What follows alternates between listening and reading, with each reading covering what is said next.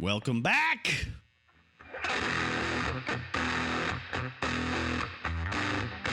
to what I have chosen to call the history of rock and roll in film and rock and roll.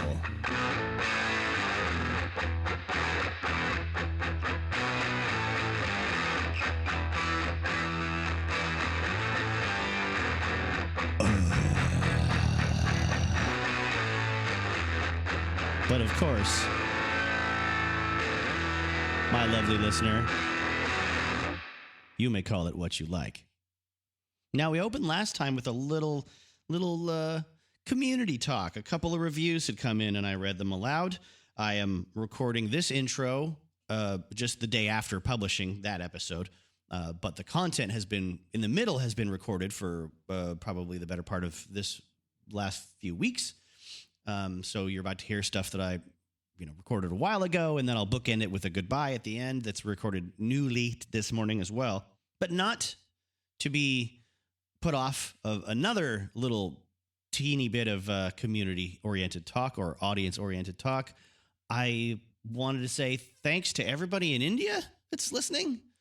After my download numbers in the United States, the next largest number of downloads by country is in India. Now, if you're listening in India to this show, could you please get in touch somehow? I'm on Twitter at rockfilmrock or email justtheworstever@gmail.com because I've got to know, is the show actually doing that well in India, or are those downloads just a whole bunch of American people that are massive perverts and have a VPN? Or maybe they're not massive perverts who are trying to hide their watch history or viewing history, but maybe they're obsessed with watching Netflix in other countries or something. But in all seriousness, the international download numbers are perplexing to me because for the last, I guess, 4 months, it's overwhelmingly United States, and then it drops down to a fraction of that from there on out to the UK, France, India. Oh, I guess that contradicts what I just said earlier about India being the second largest amount of downloads. I apologize. It's the UK, United Kingdom, and France. I didn't realize I was doing that well in France now. This is a new development because these weren't the numbers I was looking at like last month. So it must be something to do with maybe Sid and Nancy and that Kiss episode and the Crossroads episodes that have bumped things up in Europe over the India downloads. But yeah, and then Canada's lower than Brazil, which then it goes to Australia, Germany, Spain, and Italy. And we're talking like big drop-offs in numbers. So please, if you're any kind of international fan of this show, get in touch. I would love to hear how things are going in your country. It blows my mind that someone outside of me in my living room is enjoying this. I don't think it sucks. I wouldn't do it if I thought it sucks. That's why I didn't do a podcast for the first 10 years that I really, really wanted to do a podcast. All right, let's get back into some Jim Steinman talk. Let's get back into some Blasters talk, and let's get back into some Streets of Fire talk. Fire!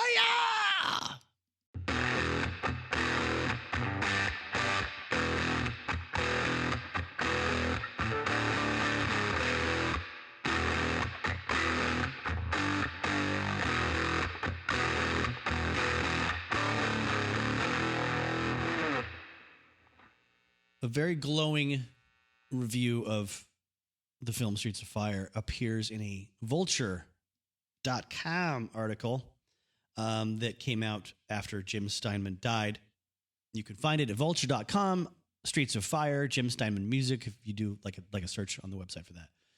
I'll read a couple of paragraphs because I think in this case, it's just better to read the author's words as I believe it's a she put them down.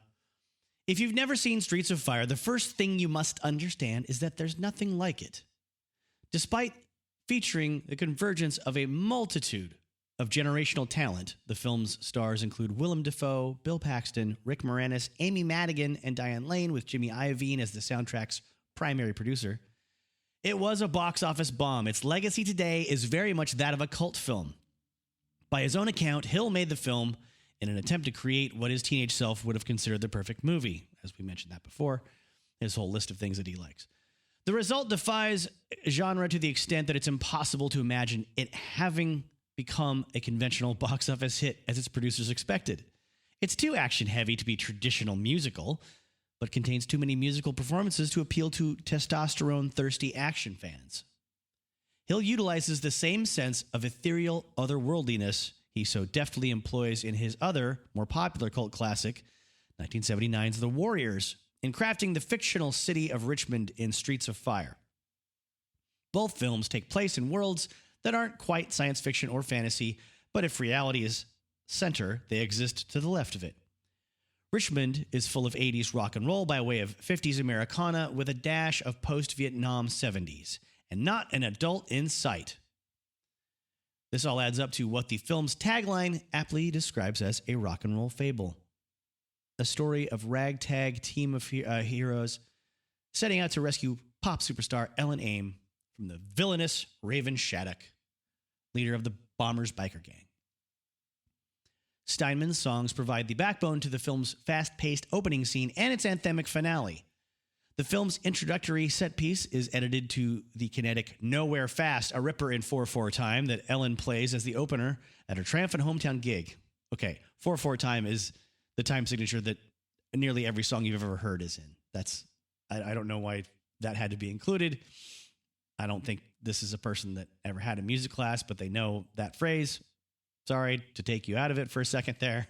I had to be a dick. Steinman's lyrics provide a mission statement of sorts for a cinematic world ruled by the young. You've got so many dreams and you don't know where to put them, Ellen sings, so you'd better turn a few of them loose. Steinman's lyrics hone in on the fear of stagnancy, the idea that it's fine to be directionless as long as you aren't boring. There's nothing wrong with going nowhere, baby, but we should be going nowhere fast.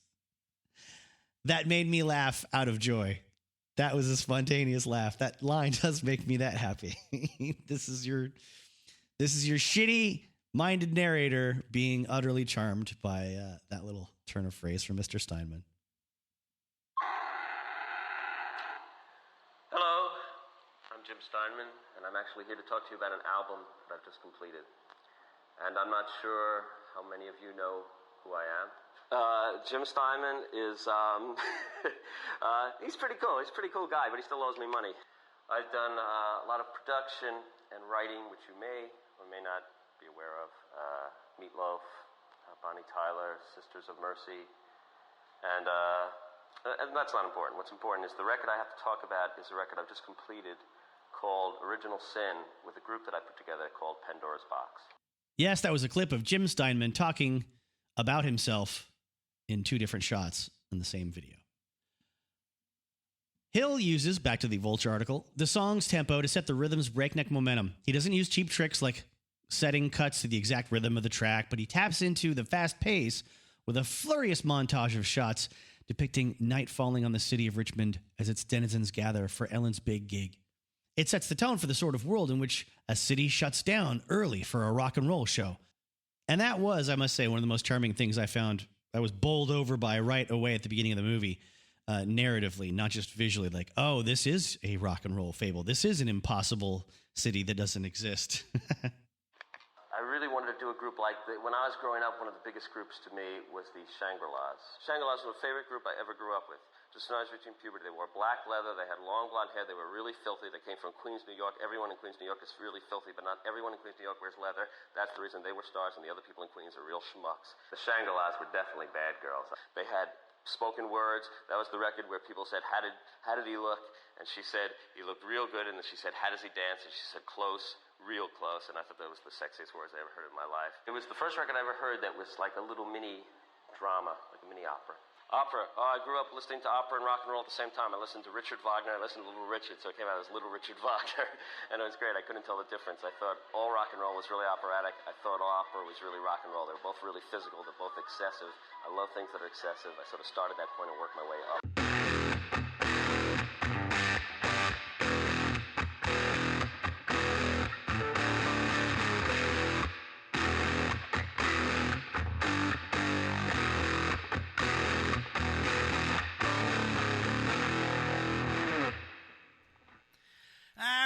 Made it a few more minutes in, and we've got the introduction of McCoy. We had Bill Paxton, playing Bill Paxton in the 80s, doing a cool job as the bartender that used to know Michael Paré's character Tom back in the day when they were in school. And a couple of notes about the music that now I'm hearing when we flash back to our damsel in distress, who it turns out was Michael Paré's old girlfriend, singing in black and white. And there's not much of a setup for that. It's unless the point of that little black and white flashback of her singing with her band, like fully produced, obviously, because it's a musical, so you're not going to have live music the way musicians play it, as if they were in rehearsal, because it looks like they're in rehearsal. It's just he just sees a music video playing in his head when he goes to sleep after a couple swigs on the bottle, I guess. It sounds very much like the kind of music possibly contributed to by people like, I don't know, Stevie Nicks and Tom Petty, because it sounds like a rework of Stop Dragging My Heart Around or something similar. And Stevie Nicks and Tom Petty wrote songs for this, so I don't know if that means they wrote songs sung by the characters or if they were, just going to be featured as Stevie Nicks and Tom Petty in the soundtrack. Either you already know and you're mad at me for not knowing, or you don't know and you're wondering why I'm not looking this up and paying this off. I'm just going along with this as I go. Now, I want to apologize, not for that frustrating bit of conjecture, but apologize for the fact that I didn't front load this with the reminder of who our director is. He's our guy that did the same guy, Walter Hill, who gave us 48 Hours, another 48 Hours, The Warriors, which features a man in it playing a thug who is very notable. The Warriors come out to play, yay. Who also ends up playing a thug in 48 Hours, who also ends up playing a thug in The Crow, which I swear, are going to get to one of these years. And he, of course, made the movie Crossroads 2 years after he made Streets of Fire. So I forgot that was the connection here. We have a sort of triangle connection with Eddie and the Cruisers and Crossroads. And that's, of course, makes sense why Ry Cooder is on both Streets of Fire and Crossroads. Hooray. Figured that out. Now,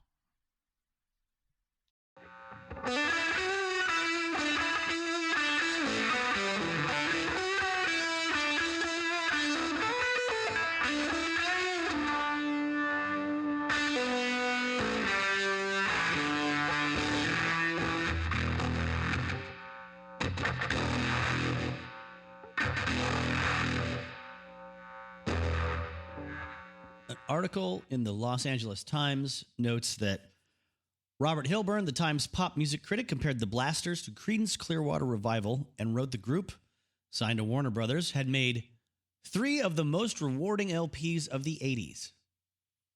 But the band's album sales did not match such acclaim. Director Walter Hill, remember Walter Hill, if you listen to our Crossroads episodes?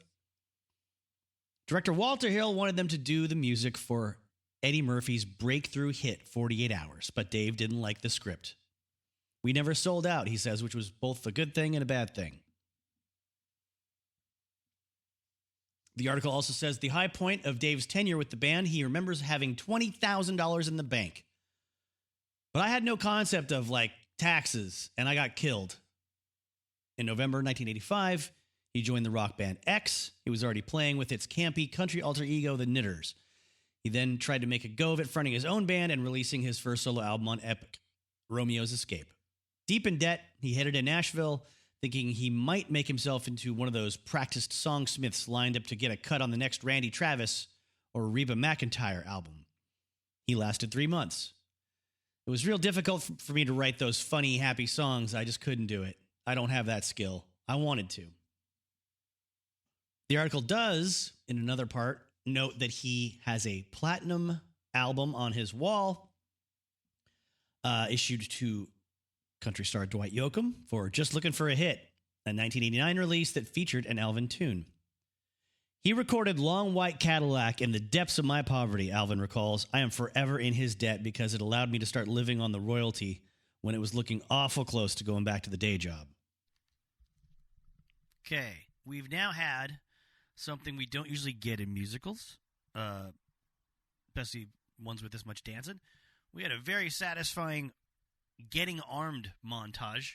And there's a lot of intercutting with this movie. There's a lot of people, in this case, we've got McCoy and our restaurant owner supporting protagonist, sister of Michael Paré, walking through the streets talking about stuff.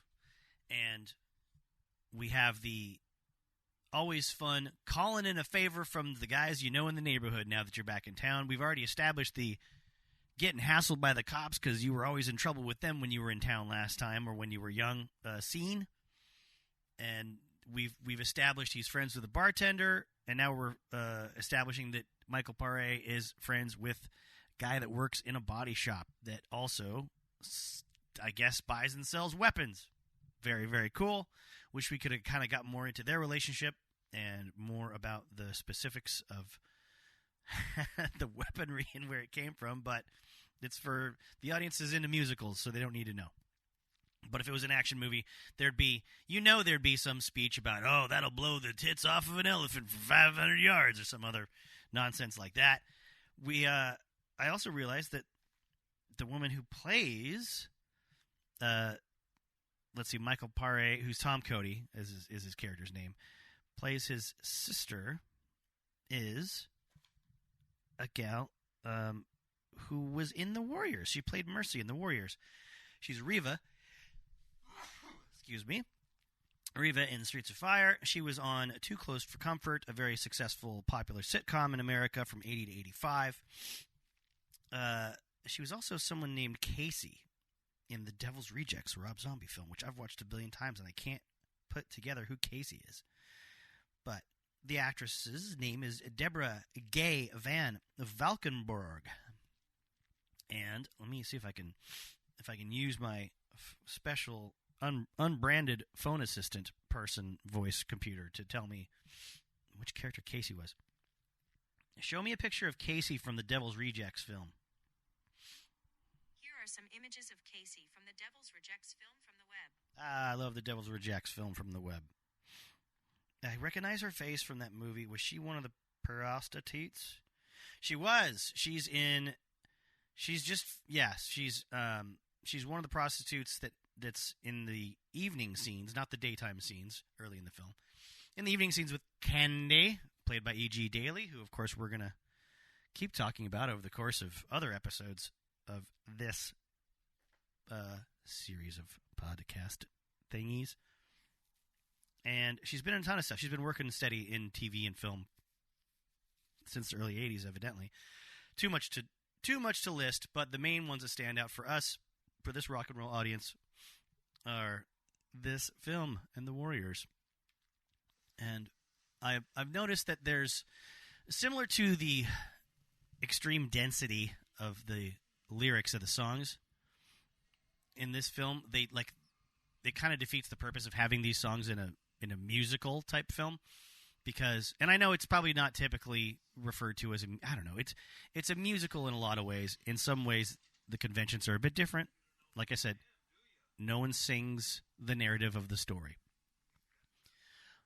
but there's a lot of songs being sung, more so than a normal movie. So I don't know if it's kind of a hybrid musical or not, but much like those song lyrics, there's way too many words packed into the script when there's characters talking to each other, especially when it's Rick Moranis, his character Fish.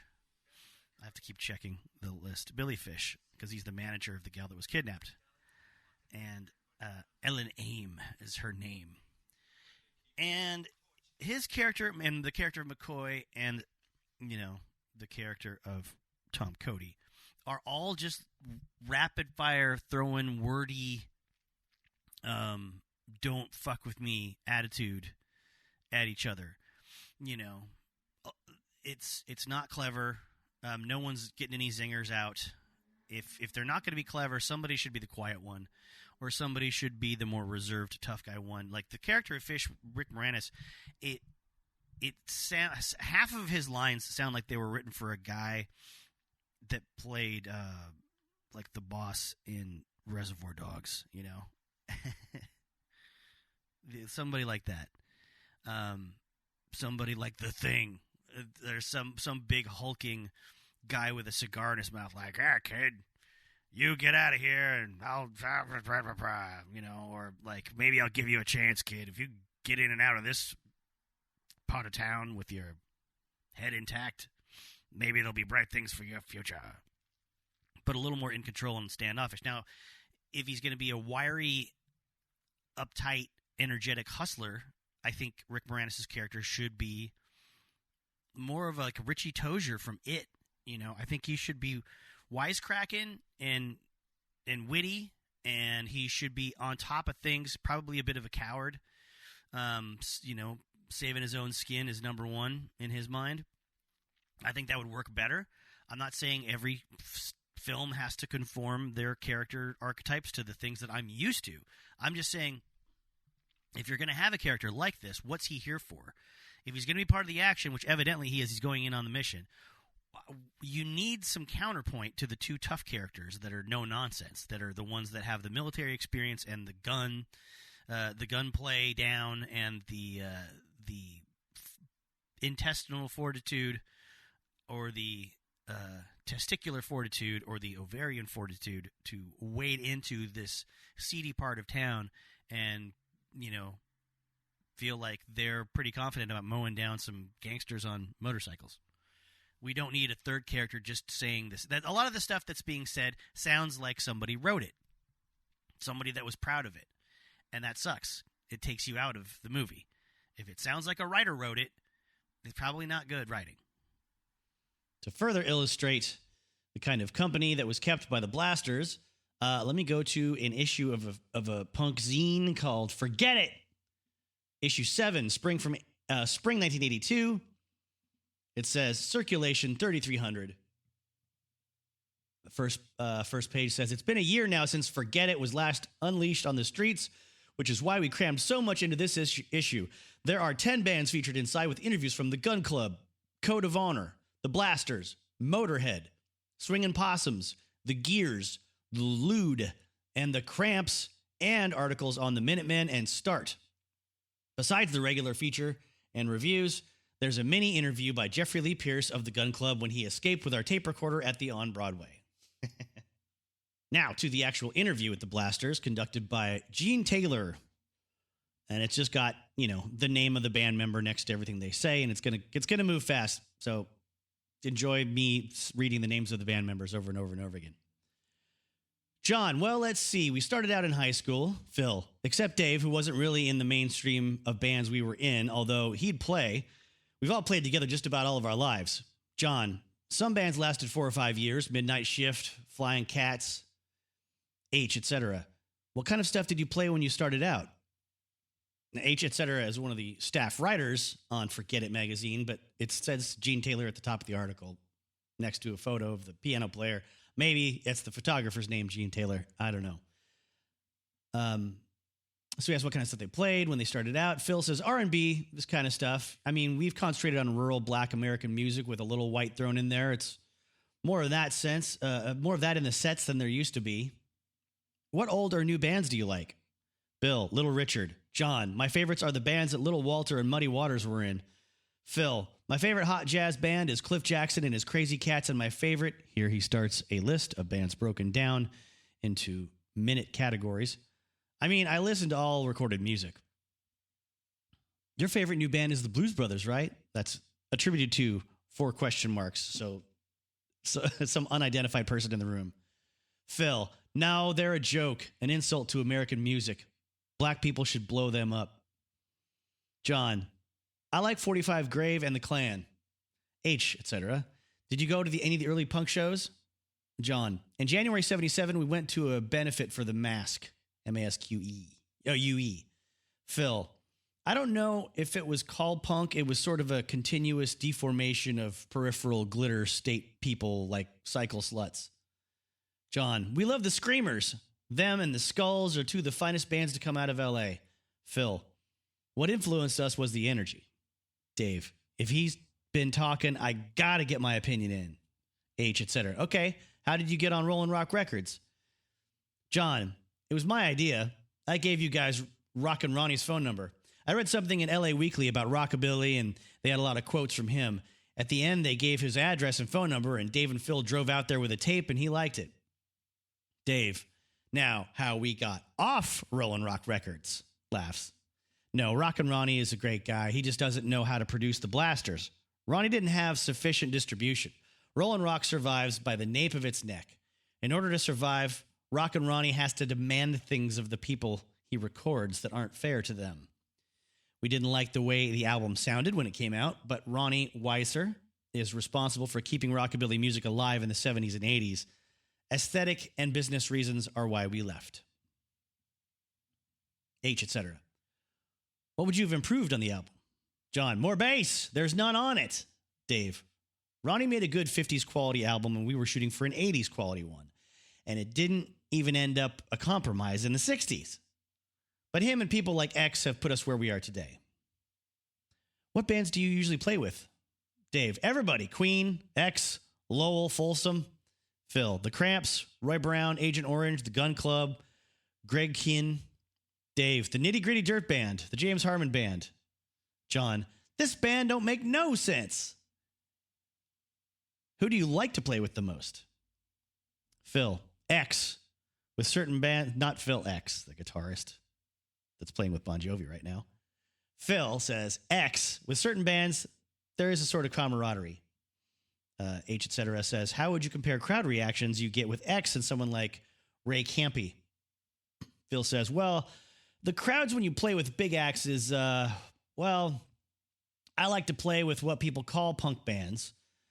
I don't know that X is a punk band, but when you play electric rock and roll, you're supposed to be on edge, which they took away when they did that English mellowing of production.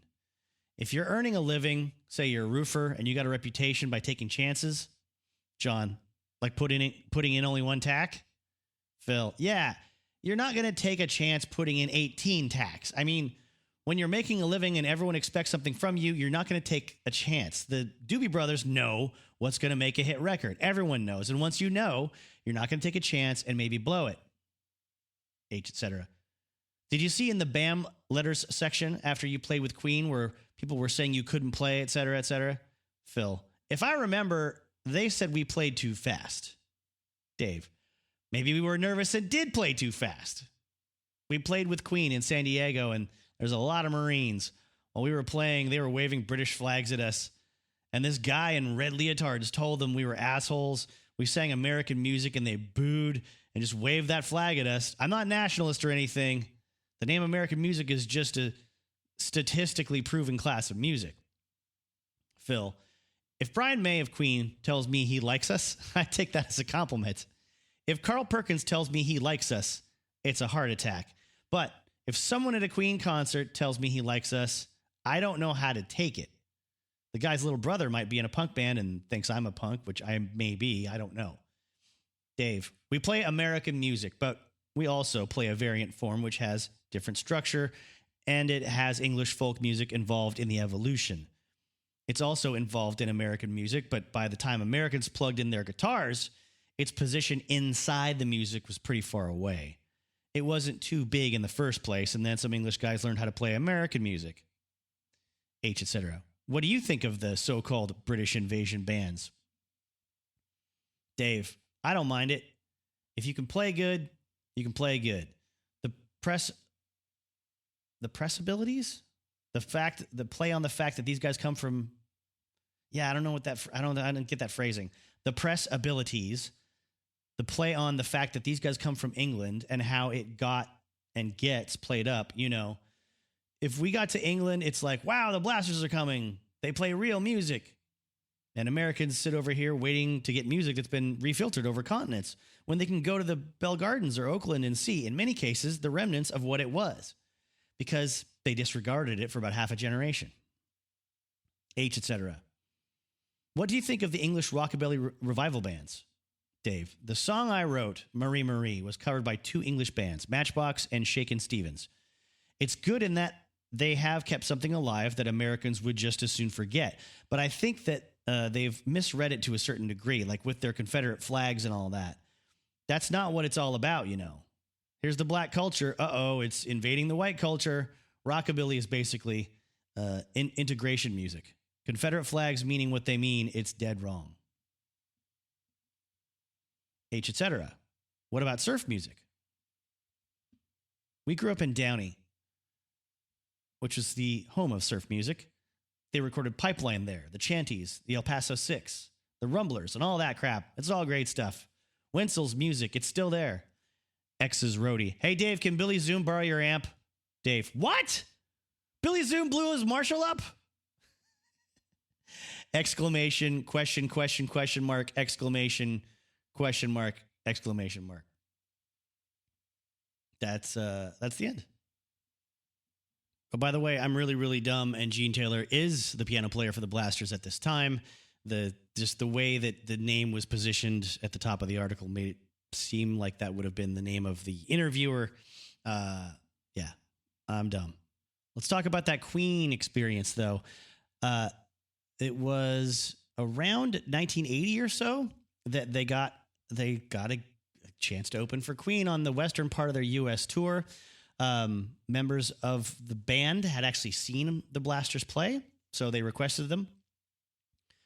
Bill Bateman remembers that Queen fans were not ready for the Blasters. He said the marquee didn't reflect the fact that there was an opening band. So when the lights went low and the MC screamed, "Are you guys ready to rock?" out came Bill and the Blasters. There were boos like you never heard before. Mean, nasty. Beer bottles, cans, bandanas, whatever would be flying at us. We played half an hour, and we weren't going to get booted off that stage. In Tempe, Arizona, it was 120 degrees out, 20,000 people out there waiting in line, a couple of days tired, drunk, and as soon as we came on, the booze started. There were beer bottles, booze bottles, and everywhere. The first bottle I saw flying in almost hit Phil in the face, but he accidentally dodged it. It missed its face, hit my tom, broke, and the glass cut my hand and arm. I looked over at Johnny and Dave, and they were on their hands and knees behind the bass amp, still playing but crouched down on the ground. Somebody ushered Phil off the stage, and the music came to a halt. Brian May from Queen came out and grabbed the microphone and scolded the crowd for being so rude and unruly. He made some wild, untrue statement like, "Queen wouldn't play if they didn't start digging the Blasters right now." They put us on the marquee after that.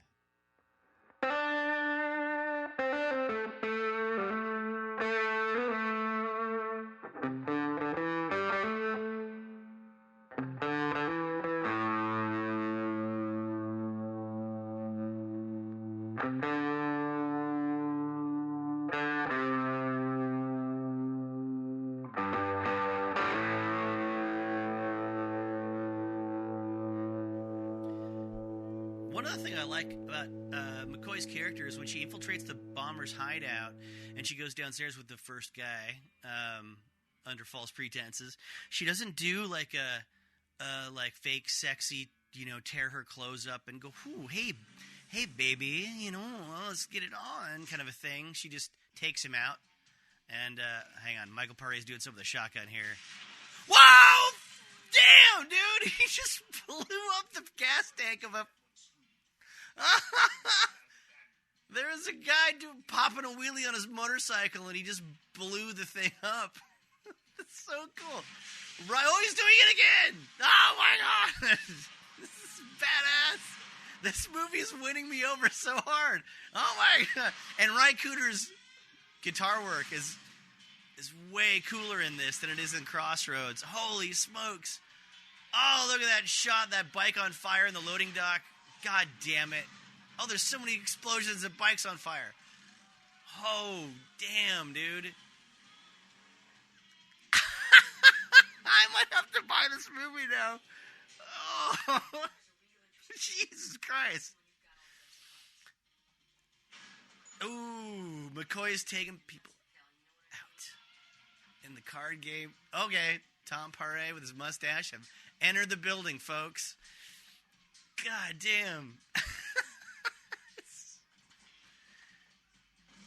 This is really well shot. Oh, he's got a switchblade. Oh, he's taking the lady out. Guys, it's been a slice. Nice one, McCoy. I think all those guys in that card game could have blown her away, though. I think that it's a bit too much suspense of disbelief. But I like that we've gone from the blasters playing live to the Ry Cooder harmonica and guitar soundtrack. Oh, boy. Rick Moranis has got the car ready for the getaway. Damn! Oh, the lighting is just so blue and so black right here when they're sneaking out. Oh, beautiful. Beautiful. Everything's just lit by fire once they get outside.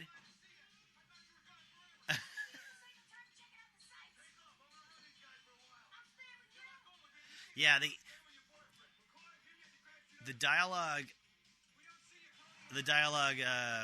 up to this point has been kind of crappy, but once the characters get on their own and they're talking to other characters in the film, you know, it's better. Meaning McCoy and Tom and Rick Moranis. When they're not talking to each other, the dialogue's a lot better. Now, to talk about the Ellen Aim and the Attackers performances a little bit more, choreography was done by Jeffrey Hornaday, also the choreography for the Sorrells performance. The lighting was done by Mark Brickman, who also was like a live concert lighting technician for Bruce Springsteen and Pink Floyd. And elsewhere in this audio of today's episode, you'll hear me speculating on the make and model of the police cars. Turns out my knowledge of American cars from the early 50s that is heavily influenced by the Muppet movie did serve me well. It turns out they were 1950 and 51 model Studebakers used, 12 of them for the police cars. More than 50 motorcycles and their drivers were featured as the bombers, chosen from 200 members of actual LA-based motorcycle clubs like the Crusaders and the Heathens.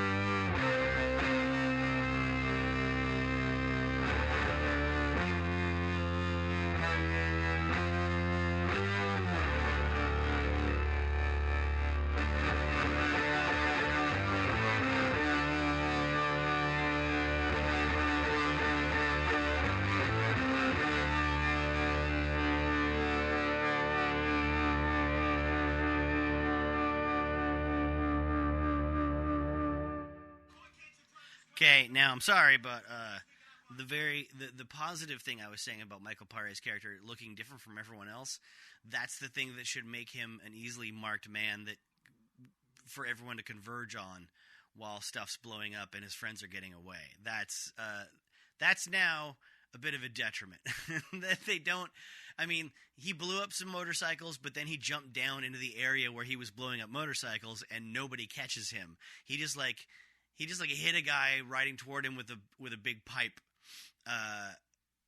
because the guy just decided he was going to ride his motorcycle towards the man with the big pipe and not stop and get off his motorcycle and like hit him or punch him or stab him or shoot him.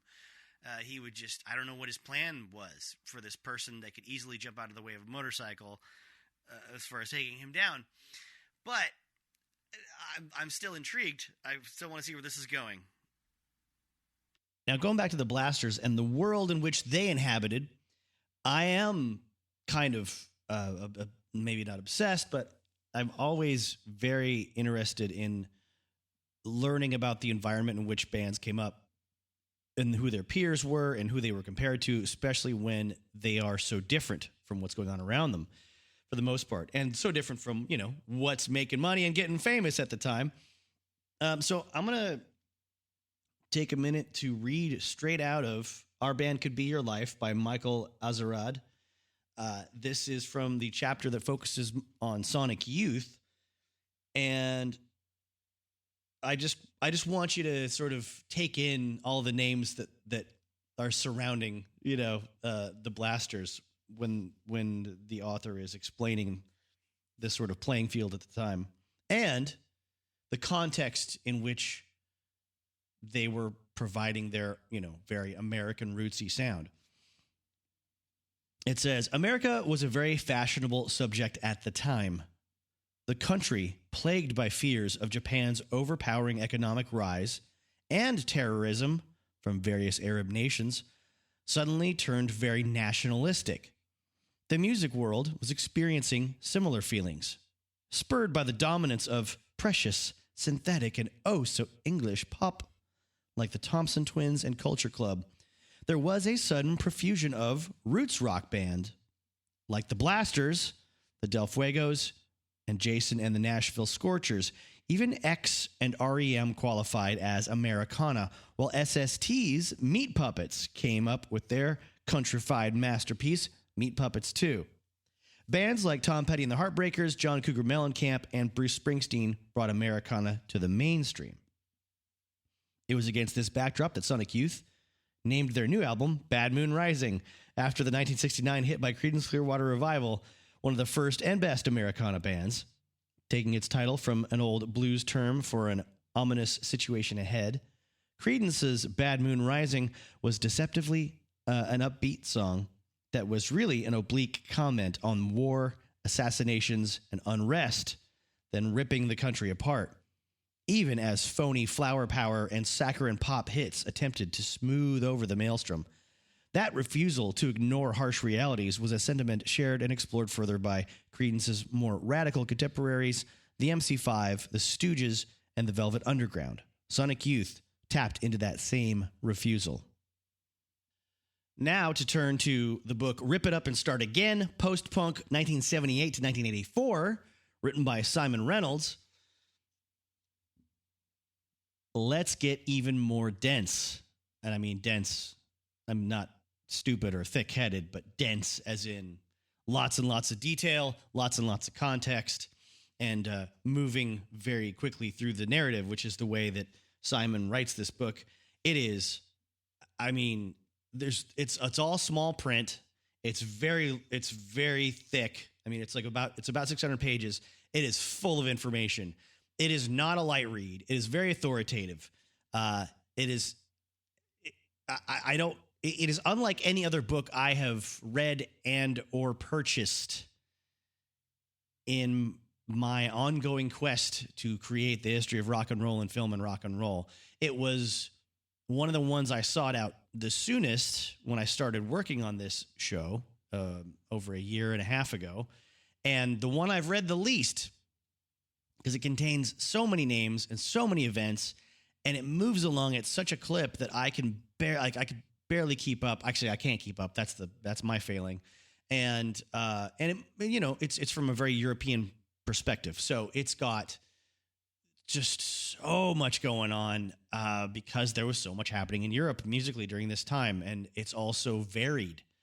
So it's not like these nice like punk rock books. It's like, here's the chapter on Black Flag, here's the chapter on the Germs. Guess what? They all slept in the same place with each other. So they all have stories that are easy to corroborate, or they all have similar tales of the clubs they played and people they fucked. And, they were all there the night that someone tried to pick a fight with, Tom Waits. Have I covered that in another episode, or am I saving that for another episode? I can't remember. It might have been in the Joan Jett episode. I remember reading that during the making of the Joan Jett episode, but I might have saved that tidbit for something else later. Somebody brought Tom Waits to a punk show, and somebody else in a well-known punk band at the time on the underground scene was being a dick to him and tried to beat him up. Let's see. So this is going to be a lot, and it's actually in the appendix of the book, it looks like.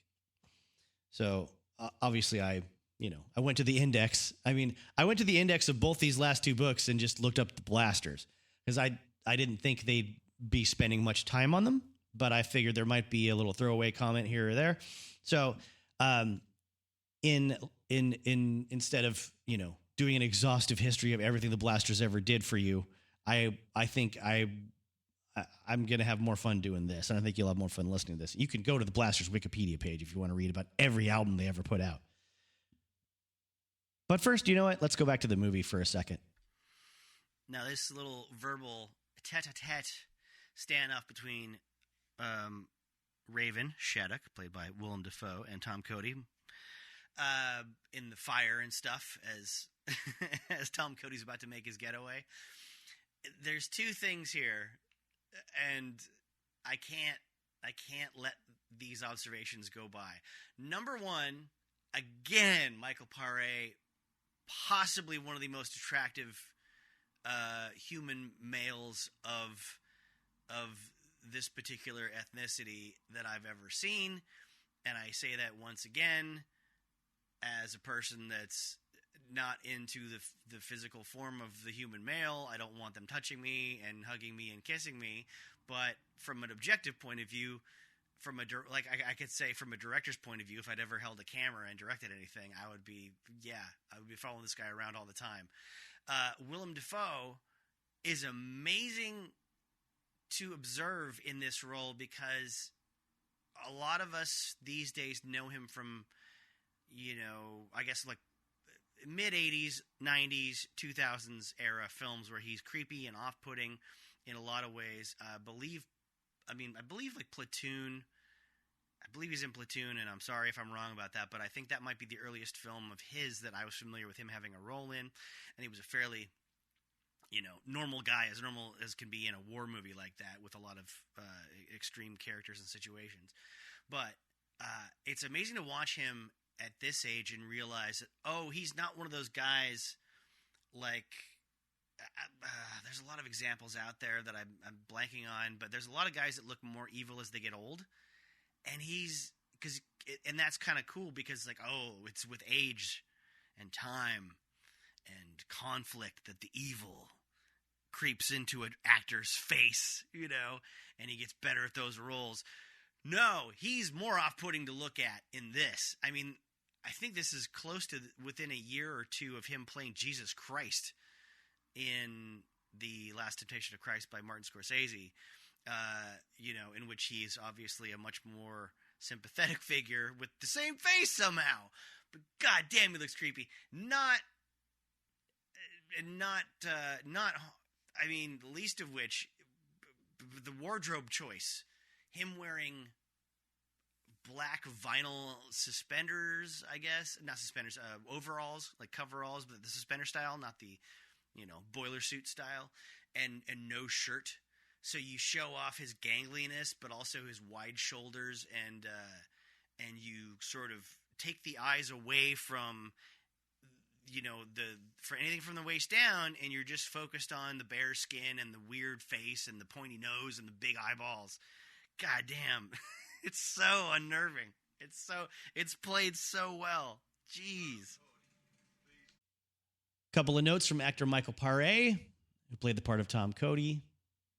The original draft of the script had him killing Raven with a knife, which I would have loved. Walter really liked the idea because it had Tom Cody winning at all costs, he says. However, this was changed to a fair fight. Wah! So they could get a PG rating. Boo! Boo. He said, you got to realize that out of that whole cast, nobody was over 30. Diane Lane was, I think, 18. It was an enormous Hollywood production. My manager had me hire a limousine to pick me up at home and take me to work. I was like, Jesus, this is incredible. This is Hollywood, the real Hollywood, the Hollywood they make movies about. It was scary. And Walter isn't the kind of guy who works well with kids. He's a cowboy. He's like John Ford. Don't ask me how to act. I'm a director. He also says, Rick Moranis drove me out of my mind. There's this whole wave of insult comedy. In the real world, if someone insults you a couple of times, you can smack them or punch them. You can't do that on a movie set. And these comedians walk around and they can say whatever they want. I'm not that handy with that. Comedians are a special breed. They can antagonize you and say whatever they want. You can't do anything to stop them. He's this weird-looking little guy who couldn't get laid in a whorehouse with a fistful of 50s. He would imitate me. The first thing he says to me is, Do you just act cool or are you really cool? That was the first sentence out of his mouth to me in Joel Silver's office. And I was like, oh, this is not going to go well. But he was one of Joel's dear friends. And he ended up making a bunch of movies for Disney. I just wasn't that sharp. I wasn't ready for that kind of crap. Okay, we're back to what I was going to read from Rip It Up and Start Again.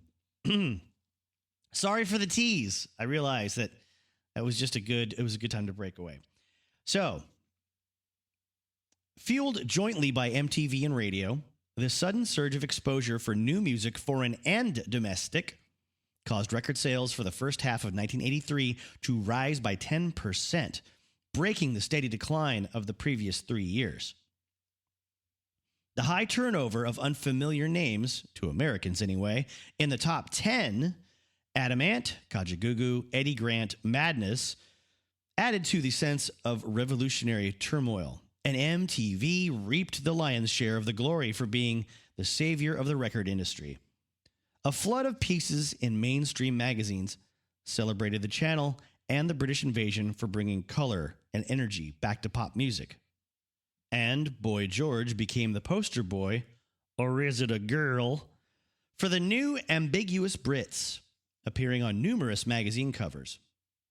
Kissing to be Clever, Culture Club's debut album, spawned 3 Billboard Top 10 hits. Color by Numbers, their follow-up, went platinum, and the group sealed their triumphant 1983 by winning a Grammy for Best New Artist. MTV was allowed to bask in the glory of 1983's pop boom for just a few months before the backlash against English haircut bans started in earnest. Within weeks of its late 1983 England Swings special issue, Rolling Stone ran Steve Levy's Ad Nauseum, How MTV Sells Out Rock and Roll. Levy's main theme, that videos were just commercials, became the media hobby horse of the season. Its closest rival for borderline triteness was the videos asphyxiate your imagination critique. Another common accusation was that videos put power back in the hands of the record industry. Even the most basic promo, concert footage, cost $15,000. And anything more creative could run up to $200,000. The real subtext of animus behind Levy's closely reasoned tirade, though, was the manner in which MTV had shifted the goalposts in ways that favored the image-conscious, superficial Brits and made it much tougher for the homegrown acts with real content to prosper. For American trad rockers, the prevalence of synths and drum machines in British pop exacerbated their gut conviction that the video fops simply hadn't earned their success. Synths and rhythm programming being insufficiently strenuous white-collar work. Again, you saw that familiar Anglophobia/homophobia slippage that equated glamour and synths with effeminacy. Sorry, I've never read that word before. Effeminacy. Use take 2. And there was a psychosexual kernel underneath this prejudice, insofar as teen idols had traditionally been the protégés of gay managers, whose taste in toy boys coincided with teenage girls' ideas of cuteness. The MTV-triggered shift in radio formats from rock to pop felt like a calamitous power shift away from young males towards adolescent females. Levy's Rolling Stone piece contrasted the 80s unfavorably with the 60s and found the second British invasion wanting in comparison with its precursor. It's easy to get lost in the funhouse environment of MTV, but behind the funhouse mirror is another story, one that makes the musical energy and optimism of the 60s seem 1,000 light years ago. Countercultural rock and roll had been replaced by a video channel whose business was to ensnare the passions of Americans who fit certain demographic or psychographic requirements, young people who had money and the inclination to buy certain things. This was a bit rich coming from Rolling Stone. By 1983, the magazine was hardly the vanguard of the revolution or even cutting-edge music, and certainly was not in the least averse to making bucks from generationally focused advertising. Let's pause for a second so your host can mouth off a bit about Rolling Stone in the 80s. I have done this on previous episodes, so I won't belabor the point, but there's a reason why Cream magazine emerged in the mid and late 70s as a young, revolutionary, upstart, obnoxious authority on rock and roll, because so many of their staff had been, disillusioned by their short time at Rolling Stone magazine. These were young people that loved rock and roll, went on to bring the music of the MC5 and Alice Cooper and Kiss and the Runaways to the masses in America in their own way. And not to mention more punk influenced stuff, like the Stooges, as well as, Lou Reed.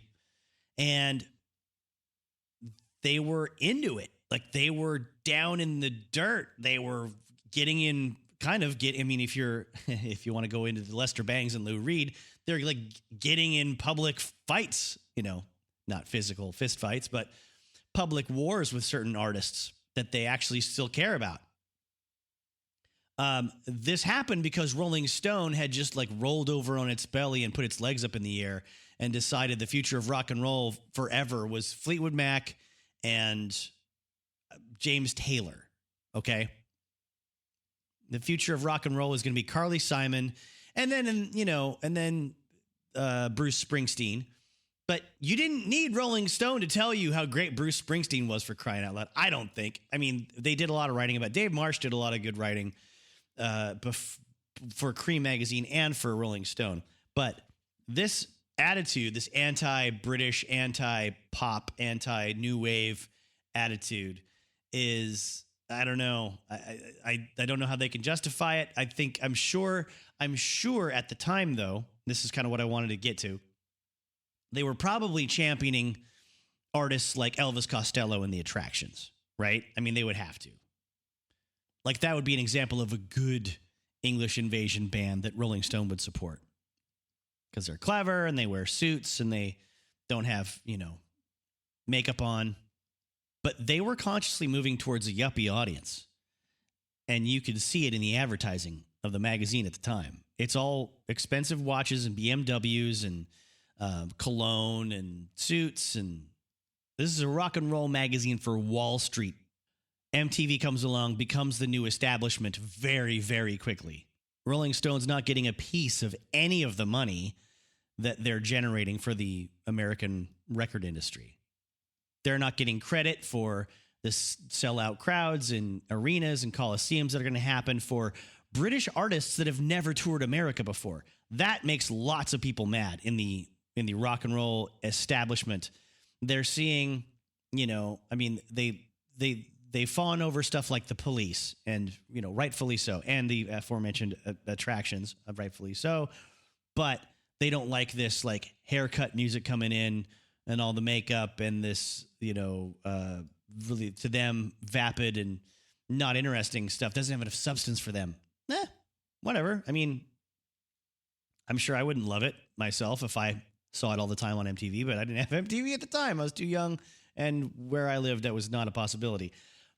So I'm not standing up for necessarily one idea over the other, but, it's not like MTV took the place of something else on television. And it's not as if a visual idea in and of itself isn't worthy if it finds an audience. If you're mad that it found an audience, then maybe you should have done the market research yourself and snag that audience for your own nefarious purposes, or you should have worked harder to keep your ears to the ground to know what the youth was going to be into next. I don't know that they could have. The fuddy-duddies at Rolling Stone never could have predicted it. They were way too secure in their own image of themselves as the tastemakers and the purveyors of what is right and good and tasteful in rock music in America.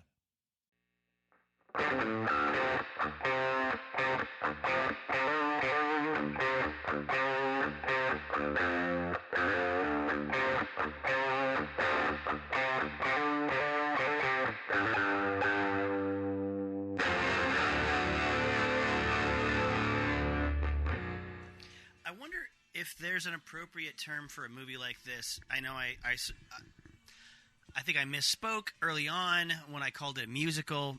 I think of musicals, as I said, in terms of, dialogue being sung in songs. This definitely has musical pieces and spots that, act as... It's like music videos and musical performances that act as something to push the narrative a bit and move the viewer into the next phase of the film. Is that a musical? I don't know. I'm sure someone is listening to this just screaming out loud, yes, it is, or no, it isn't, and I don't apologize. Oh my God, E.G. Daily just showed up. E.G. Daily, oh, she's the queen. She's the queen of so many different different movies that I've watched. Some for the history of rock and roll and film and rock and roll, and some not. Holy smokes. I mean, of course she's in this movie. Why wouldn't she be in this movie? This is amazing. Ah, damn it. Now, Gross recalls that about 5 weeks into the 14-week shoot, I turned to Walter and said, "This movie is somewhat weirder than we thought. We just didn't anticipate what the combination of elements was going to be. We had a very conscious design concept of the movie, but I think we didn't fully grasp how strong it would be in terms of the combination of elements. In a way, I think Streets of Fire was about expanding the Warriors concept to a bigger stage. But when expanding it to a bigger scale, it changed. The movie's bigness of size." Oh my God, what a phrase. Oh, that phrase hurts me to read out loud. Oh, the bigness of size. Ouch. Compositionally, changed the meaning of things and made it more of a fairy tale. The Warriors, it was bewoven with a unique sense of... God damn it. That was almost as hard to read. Bewoven with a unique sense of realism. The fact that they made a deal with real gangs to be extras in the film. There was a true Godardian artifice, and we didn't fully... I want to say that we had too much integrity. We went further with that, perhaps, than we should have. I don't know. I can't put everything together about what didn't work. But the most damaging thing is that we didn't have the right actor for Tom Cody. Maybe if we'd had Tom Cruise, we might have had a success. But our commitment to be stylized was thorough and conscious and maybe too extreme for the mainstream audience. Imagine thinking that legend-era Tom Cruise would play Cody more effectively than Michael Paré in this film. Come on. He's a little doll. And I don't mean in other movies. I mean in like this era of his acting career. Think about him in Legend. He's half an elf. And he's got a young voice. No one's going to buy him as a military veteran that's a take-charge guy that orders people around and punches people out in a bar. At this point in Tom Cruise's acting career, he's going to be great, better than almost anybody at coming across like a very intelligent, weaselly character or an endearing, likable guy. And certainly great at being a hero that you want to believe in, but not a hero yet that could just through brute force and commanding people and, out driving people or whatever and being a tactical military commander type pull off the kind of mission that's necessary for the plot of Streets of Fire. And yeah, he had been in The Outsiders, which is like, a bunch of tough kids doing their thing. And Diane Lane was in that, which is probably why there's this thought in the filmmakers' heads of like, if we could have pulled him in instead, this would have been better, or more convincing, or would have done better. But he's still a skinny teenager type of character in that film, if I remember correctly. And if I'm wrong, call in now and correct me, please. But if Tom Cruise is the kind of guy that could have been your lead in this film, Patrick Swayze wouldn't have been the lead in The Outsiders. It would have been Tom Cruise. Patrick Swayze wouldn't have been the commander of that gang in The Outsiders if Tom Cruise was so capable of doing what Cody needs to do in the film Streets of Fire. So Phooey, I say. Humbug, I say. Balderdash, I say. To that attitude. I'll go so far as to say, to the Dickens. That's right, the Dickens. With that attitude. And I'll even say this, Gordon Shumway. He would have been better than Tom Cruise for this role. But definitely not better than Michael Paré. Okay, so the commandeering of the bus with the Shirelles, the doo-wop group, that scene is so perfectly timed in the series of events that's been taking place so far because it's much needed little bit of levity. When they get on the bus, and much needed break with some pleasant doo-wop singing, some smiles on people's faces, which is great, which just lets you if you've watched enough movies, you know that this can't last very long. There's got to be cops, involved soon. And sure enough, yes, they hit the barricade. They get stopped by the cops. And finally, for once, Rick Moranis' character, A, comes in handy, and B, actually, his crappy attitude is warranted for once. I I do love how feisty he is with the cops, but I also love that they use their heads. Like, they're not stupid. They're just like, yeah, he was too eager to cough that up. And, then there's the racial element of the conversation and the accusation as well. Like, why do these guys have so much money on hand and a manager? So then with the, blowing up the cop cars, that's obviously very cathartic because they're the bad guys in this case. They're corrupt and they're racist. Feels good to watch their stuff blow up. It's also great to hear Go say some of you guys got cute little asses. I'd be ashamed if I had to blow them off. Finally, there's been 3 jokes in, these 2 scenes, and it feels like they're the only jokes in the whole script so far. Perhaps there was some earlier on, but they didn't land with me, and I just don't appreciate the way that this is written. I think that's another big kind of drawback to this script is there's, people that write musicals or live in the world of musicals, they're not usually good at comedy. I'm sorry. It's not, I don't know why. They're just not steeped in reality enough. And they're also not steeped enough in the way people talk. They're not steeped enough in the rhythms and the natural ebb and flow of people when they are mad at each other. Like there's so much of this writing that is just like angry, not even quipping, but it's like if you take the jokes or the humor out of quipping, it's that. So whatever that is, it's like corn on the cob instead of a vegetable medley. There's some fiber there it's structurally holding together, but there's no flavor or variety or much in the way of vitamins compared to what you would expect. How do you like that? How do you like that analogy? Does that work? I just came up with that off the top of my head. Aren't you glad? Now to get back to the pages of Rip It Up and Start Again, because the excerpt I've read so far obviously did not mention the blasters one iota.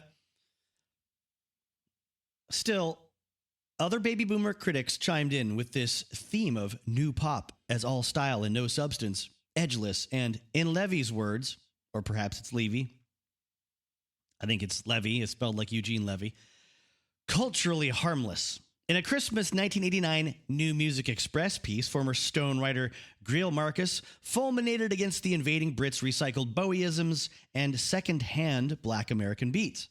Never before has a pop phenomenon appeared rooted entirely in the notion of vapidity, on the thrill of surrender. All of the second invasion groups, he claimed, will disappear and none will be remembered. His essay, It's Like That, Rock and Roll on the Home Front, another 60s veteran rock critic, Dave Marsh, placed new pop in the continuum of British imperialism. The bands import a raw and precious commodity, usually some form of black music, and sell it back in improved processed form to its native country. The natives then consider this new commodity an example of the wonders that the empire has to offer them. All right. In the previous segment, I was trying to defend Dave Marsh, and now I've learned my lesson. I have to admit, I haven't read a ton of his stuff that I've actually liked, but he put out a book about Bruce Springsteen. He was a good interviewer for that. I'll stop now. On with the narrative, or rather, the text. By the time Marsh wrote his nativist counterblast in 1984, a grassroots Americana intifada. I've never read that word in my life either. INTIFADA. I'm sure I'll go look it up later and feel dumb. A grassroots American intifada had been swelling for some time.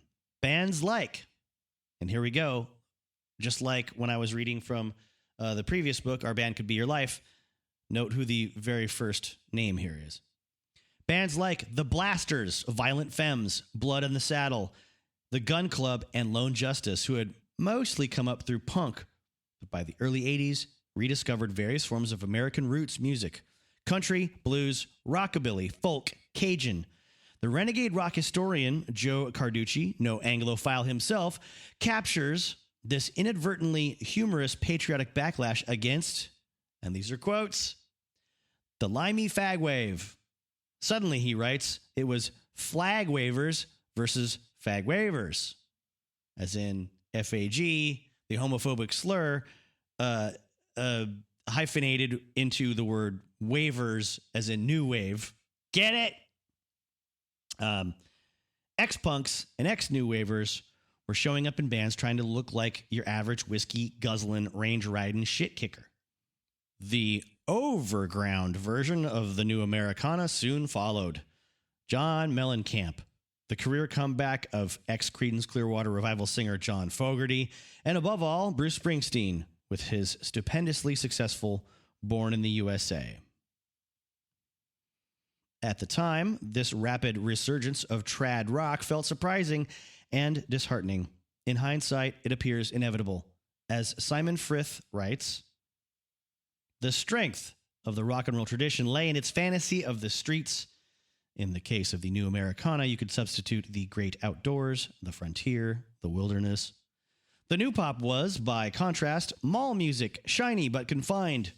It is not surprising that the counter sounds got louder and louder. The new myths developed of roots and region, history, authenticity. There is a limit to how long people can look as though they're having fun. That's a little unfair to the millions who loved new pop and weren't pretending to have fun, not all of them teenage girls either. But pop culture works through a kind of oscillating internal pendulum, swinging back and forth between extremes. Some kind of return to rock values, if not inevitably to guitar music, was bound to happen. In the long run, it was hip-hop that gradually took on that position formerly occupied by rock. The locus of those concerns about roots and authenticity, those fantasies of rebellion and street knowledge. And it has yet to relinquish that role.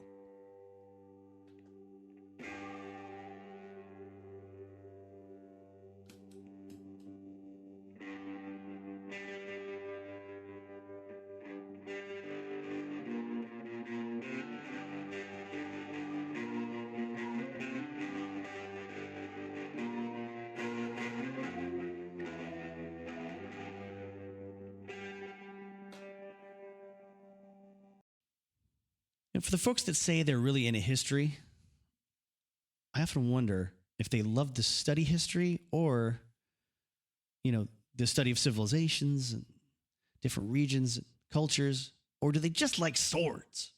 Do they just like tanks and old guns, old planes, exciting armaments that they enjoy looking at and studying? I think that's a lot of what people that are into history are really into. Nothing wrong with just being into old shit. Old songs that make you happy. Maybe not so much the mechanics of arranging songs, the technology of the studio equipment of certain eras of rock and roll. I'm trying to draw a line here between general history folks and history rock and roll folks. I don't think there's a lot of general history of rock and roll folks out there. There are not a lot of folks into the science of stacking harmony so much as they are feeling good about a bygone era and the songs that came out during that era that made them feel good, and they want to retain those memories. Now, as someone who's downplayed the effect of Jim Steinman's writing on himself as a fan of music and rock and roll, I would like to acknowledge Jim Steinman's effect on myself as a aspiring rock and roll historian, as he had an effect on the music of the Sisters of Mercy. It's that story made me realize what a nut for rock and roll history I am, because I had already done tons of digging in the crates of old journalists and historians that explained how rock and roll slowly became almost rock and roll as a thing, and then very suddenly crystallized into maybe 3 to 4 different versions of itself in the early 50s.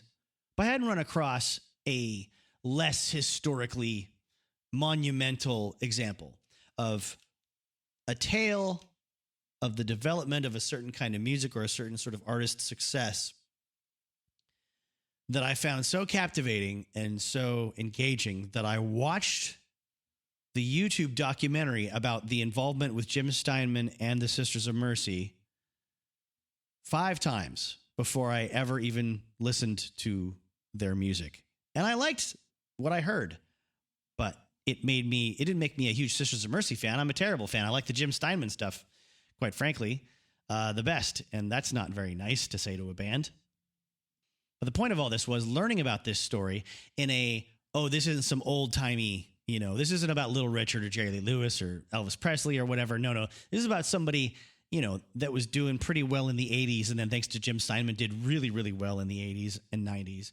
And did so well because they did it out of spite. And the confluence of their spiteful feelings, or one person, Eldritch's spiteful feelings, and Jim Steinman's passion for rock and roll excess, and that the amount of authority he could, throw around in the studio between the artist who was questioning him but going along with it, and the studio and the record label that was paying for it, that he commanded the money from. That all those things together made such a fantastic product of, and I don't mean to use that in a pejorative sort of derogatory term of calling a record album a product in the marketing sense, but something that has been produced, a product of these different influences and these different motivations to have paid off so well for the folks involved, is my favorite kind of rock and roll story. And I distinguish it from the old-timey stories because this one is so much more fresh and newer and sort of cheaper in the eyes of anyone who would look historically back on these kind of things. Oh, that happened in the 80s and the early 90s. Like, that's not a historical, catalyst for anything. No, maybe not. But it's what solidified in my mind the fact that I'm too far gone to be like a normal person anymore when it comes to rock and roll history. Sisters of Mercy is one of the best band names I've ever heard, which makes perfect sense because it was taken from a Leonard Cohen song from 1967. It was featured in a film called McCabe and Mrs. Miller by, was it Robert Altman? The singer would change his name from Taylor to Eldritch because his name was too much like a member of Duran Duran. Andrew Eldritch would say in Classic Rock Magazine from April 2012, "We just wanted to get played on the radio once. The holy grail was to get on the John Peel show. I'm a thug, musically, self-taught. And at first, we were awful. But being awful helps you to be different." I love that so much. Now, while the sisters are making their second album, they have a split among the writers of the band. Wayne Hussey, one of the band members, says Andrew Eldritch tells him he's not going to sing any of the songs that Wayne has brought to the studio. He says, another member of the band, Craig, walked out of rehearsals, and a day later I did. And Eldritch would claim The Wayne Hussey songs were not about anything in particular. There was a grab bag of like rock and roll cliches that he was just repeating, and it wasn't anything he would be comfortable singing. As soon as Craig and Wayne leave, the day of, I guess, Andrew Eldritch goes and he secures a new bassist. Pamela Morrison, who had come from America. She was in a band for a good while called the Gun Club. Worth checking out if you like some real nasty. I mean, that's a band that played lots of shows with the Blasters. Nasty Americana, kind of poetic, kind of dramatic stuff. Also, for a time, featured a player named Kid Congo Powers, who would come over to Britain and join some important bands over there, too. He got around a lot. He was in a lot of interesting bands. Can't get into everybody, but there's a whole other YouTube documentary some wonderful person put together on the Gun Club that I watched while doing research for this, maybe while I was a bit hungover on a Sunday. And it was a good use of my time, but I can't get into any of it here without this episode now going into like 5 hours. Now, Wayne and Craig, their decision is that they have just as much right to the name Sisters of Mercy as Eldritch does, even though I don't believe they were part of the founding of the actual band. They wanted to capitalize on what success they had and not lose a lot of time and momentum, regrouping, starting over, creating a new identity. They were just going to carry on with what they wanted to do that Andrew basically wouldn't let them do in the band that they were in. Originally, they did try to continue as the Sisters of Mercy, but someone must have appraised them of what a legal nightmare that was going to be with that name. And since I'm sure none of the members of the band, past or present at that time, had a shitload of money to throw around for lawyers, they decided they would compromise their idea for the new band with the name The Sisterhood. So it's sort of like a little wink to your fans that are already out there waiting for the next thing, while Andrew Eldritch goes back to Hamburg, Germany to sort of be isolated for a little bit, recover from their last tour, and get his head together. Okay, this is the stuff that gets me very excited. This is like when you're watching a crime movie, not like true crime drama, but like a crime film, like a good Scorsese or Guy Ritchie or certain parts of certain Tarantino films where you just see something horrible happen to somebody and you go, oh, God damn it. You kind of like it. It kind of grosses you out. That's the pleasure I take when this contention starts to ramp up. With this quote from Andrew Eldritch in Melody Maker magazine, September 1987. We had an agreement no one would use the name when the band went its separate ways. After they'd been touting their demos round getting nowhere under all sorts of other names, they began to claim rights to it, meaning the Sisters of Mercy, which patently had to be stopped. And when they wanted to be called the Sisterhood, there was nothing I could do but be the Sisterhood before them. The only way to kill that name was to use it, then kill it. It's also kind of, this is the greasy part that's also kind of like like a historical drama, political intrigue, backstabbing, Braveheart type of Game of Thrones, when Game of Thrones was still good plot line, when things start to get tense and ramping up. So Wayne and Craig and their band are playing, I guess they're playing shows as billing themselves as the Sisterhood. Well, Eldritch goes into the studio January 1986 and puts out a single, because you have a product with a label on it and music. That's a record. That is not just a record in terms of, a record album, but it is a document of work and artistic product that you have created. It's called Giving Ground by the Sisterhood. That's going to do you a lot better legally than playing some club shows and trying to get people interested in your new thing, right? So Eldritch wins here because legally now he has precedent, and all the trash talking they're doing to each other in the local music press drives up interest in this one. It's a single. It's a 40. It's not much to commit to money-wise. So if you're a fan of the Sisters of Mercy, you might as well buy it and see what all the fuss is about. Critics didn't like it, but who cares? It did its job. And Eldritch gears up to release a full album by July that year. Supposedly, The Gift, which was the full Sisterhood album, was just leftover Sisters of Mercy tracks from the second record that didn't make it. So that didn't cost him anything hardly at all. The former Sisters of Mercy band members changed their name to The Mission.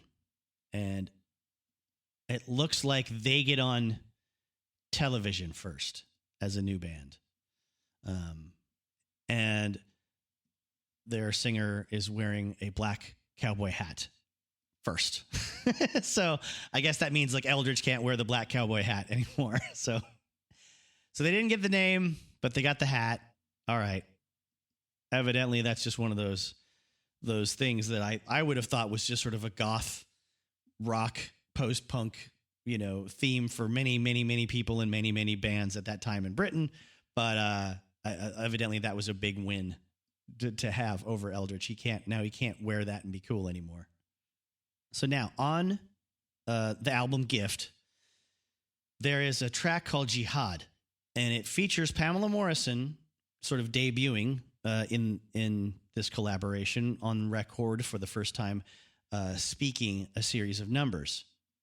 And it's looped. It's repeated over and over again. 2, 5, 0, 0, 0. Now, the video documentary says 25,000 pounds was the amount specified in the publishing contract for the band that should have been split between Eldritch and the two members that left. It's a little more general in the delivery of the narrator of the video, but that's kind of the gist I'm getting of it. And also, the narrator explains that supposedly gift translates to poison in German. Checking Google Translate, that checks out. Apparently, if you type in the word poison in English, it comes out in German as GIFT. So anyway, Eldritch's motivation right now is just to get the full album out so that the full amount of 25,000 pounds goes straight to him in his pocket and not to the former members of Sisters of Mercy. Then he starts working on releasing a song called This Corrosion. We're almost to the Steinman bit. Let's break and talk about some other stuff. Okay, so now we've had the come down from the excitement of Ellen Aim being returned safely to the town that we started in, so she and Rick Moranis can bug out and go somewhere else. Everyone's happy except for, of course, a couple of our main characters. And Raven, the character played by the Green Goblin, Defoe, has issued a statement to the police that he has to take out Tom himself, Cody. He's got to take out Cody, just him and like one or two of his guys against, Cody and maybe one or two of his guys or something to that effect. We haven't seen it happen yet. But the cop that's, somewhat familiar with our hero gives him a little talking to and says, you got to get out of town. I'm not going to let you two maniacs play out this, personal honor code thing in my streets and recklessly endanger the lives of other people. Now, he's a black cop in a black uniform with a mustache. In the mid-'80s, I do not know how to get this across to someone that didn't grow up at that time. I think it may have originated from the TV show Hill Street Blues and carried on through this, carried on to Die Hard in the 80s. They're like seeing a African-American police officer with a mustache and a black uniform, like a dark blue uniform. That was like seeing a character in a medieval historical drama that is, wearing a certain coat of arms, and wearing brilliant armor. It's just like, oh, this is one of the good guys. This isn't one of the corrupt cops.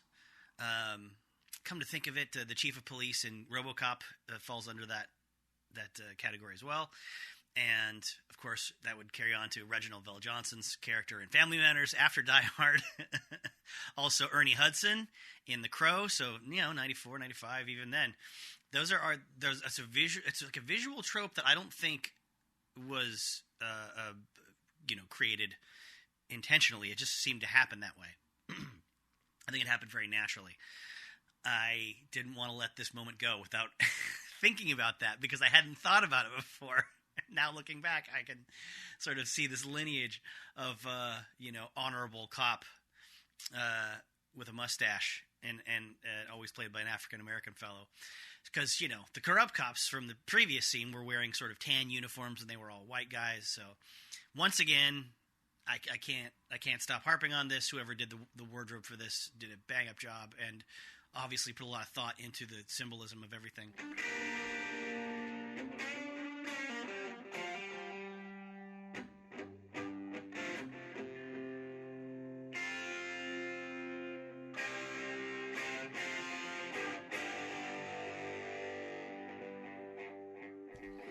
By the way, I neglected to mention when it happened. There was, right after I was done talking about the fact that there's not enough jokes, or there's no jokes, there's almost no humor in this whole movie, there was a perfect opportunity for Rick Moranis to make a really cutting, perfect, prove to us that you're the more clever guy. Prove to us that you are somehow better, at least in one way, than, Cody's character. When he comes to get the money and he leaves all of his share, the $9,000, he takes the $1,000 from McCoy. So this is the money I owe McCoy. You keep the rest. And he leaves. Rick Moranis turns to Diane Lane? Diane. Oh, you're mad at me now. That doesn't matter. I'm not going to look it up. It's been too many days in a row of me doing this and forgetting who's who.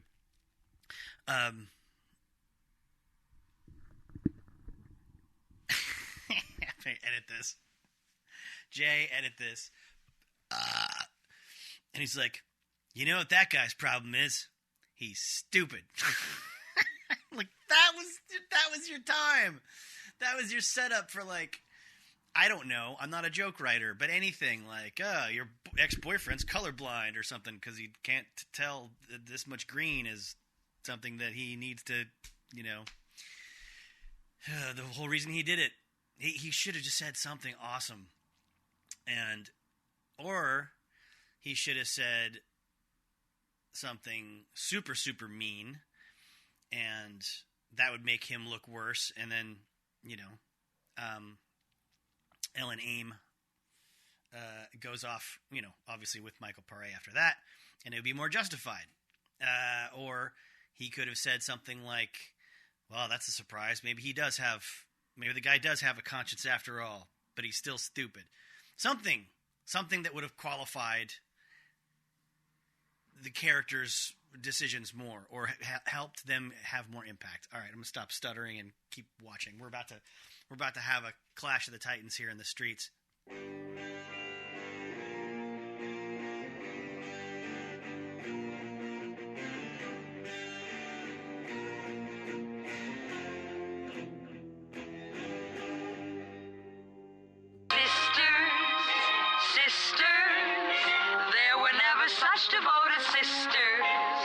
Back to Andrew Eldritch from the Sisters of Mercy. In 1985, he had already demoed a song called This Corrosion. It had the bass line, the piano parts. It sounds kind of harpsichordy, single person demo with drums, figured out and stuff. It's probably the full arrangement. I haven't listened to the entire thing. I've just heard snippets. But a couple years later, he decides to release it as part of the next Sisters of Mercy record. At this point, he had almost put it out as a single for the Sisterhood. Then, as he saw the Mission move on with their new name, evidently he decided, screw it, I'm taking back the old name. They're too far gone to probably want to fight me for it now. So he starts putting together the next album, which would be called Floodland. In 1987, he would say this about the song This Corrosion. It's about the idiots full of sound and fury who stampede around this world, signifying nothing. It's about people who sing about the revolution while selling it short. About people who sing about the corrosion of things while they themselves are falling apart. People who miss the point.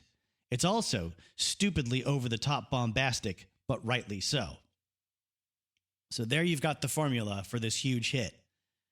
It says everything he wanted to say about his previous bandmates' lyric writing, and it embraces the Jim Steinman over-the-top idiocy that he himself probably is not capable of on his own, but was exactly what he needed at this time in his career. And when he sings the line, the signature line, you know, hey now, now, sing this corrosion to me, he's referencing the fact that he views the words and the songs of the Mission as a, you know, corroded copy of something that he had already done. And the video, there's a link to it of the whole thing. But, you know, they compare Marion by Sisters of Mercy in 85 to a song by the Mission that came out just a year later called Wasteland. And they do sound awfully similar. One having the Mission version having cleaner production, though. A little slicker sounding.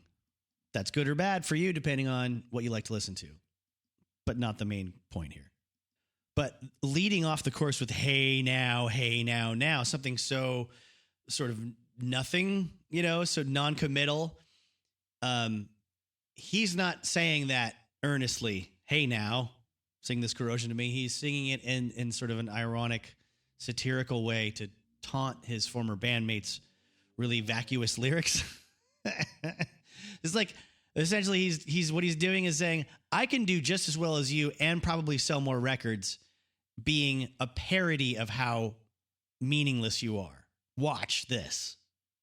Andrew Eldridge would say in Sound, September 87, sometimes it takes me a week to write a lyric. Sometimes it takes me a month. It takes him about 5 minutes because all he has to do is get the right book out. I don't think he ever felt a song should mean anything. Now, around 84, Andrew Eldridge had previously contacted Jim Steinman to help him produce a cover of ABBA's Gimme, Gimme, Gimme. A Man After Midnight, you know, and I guess that didn't really work out.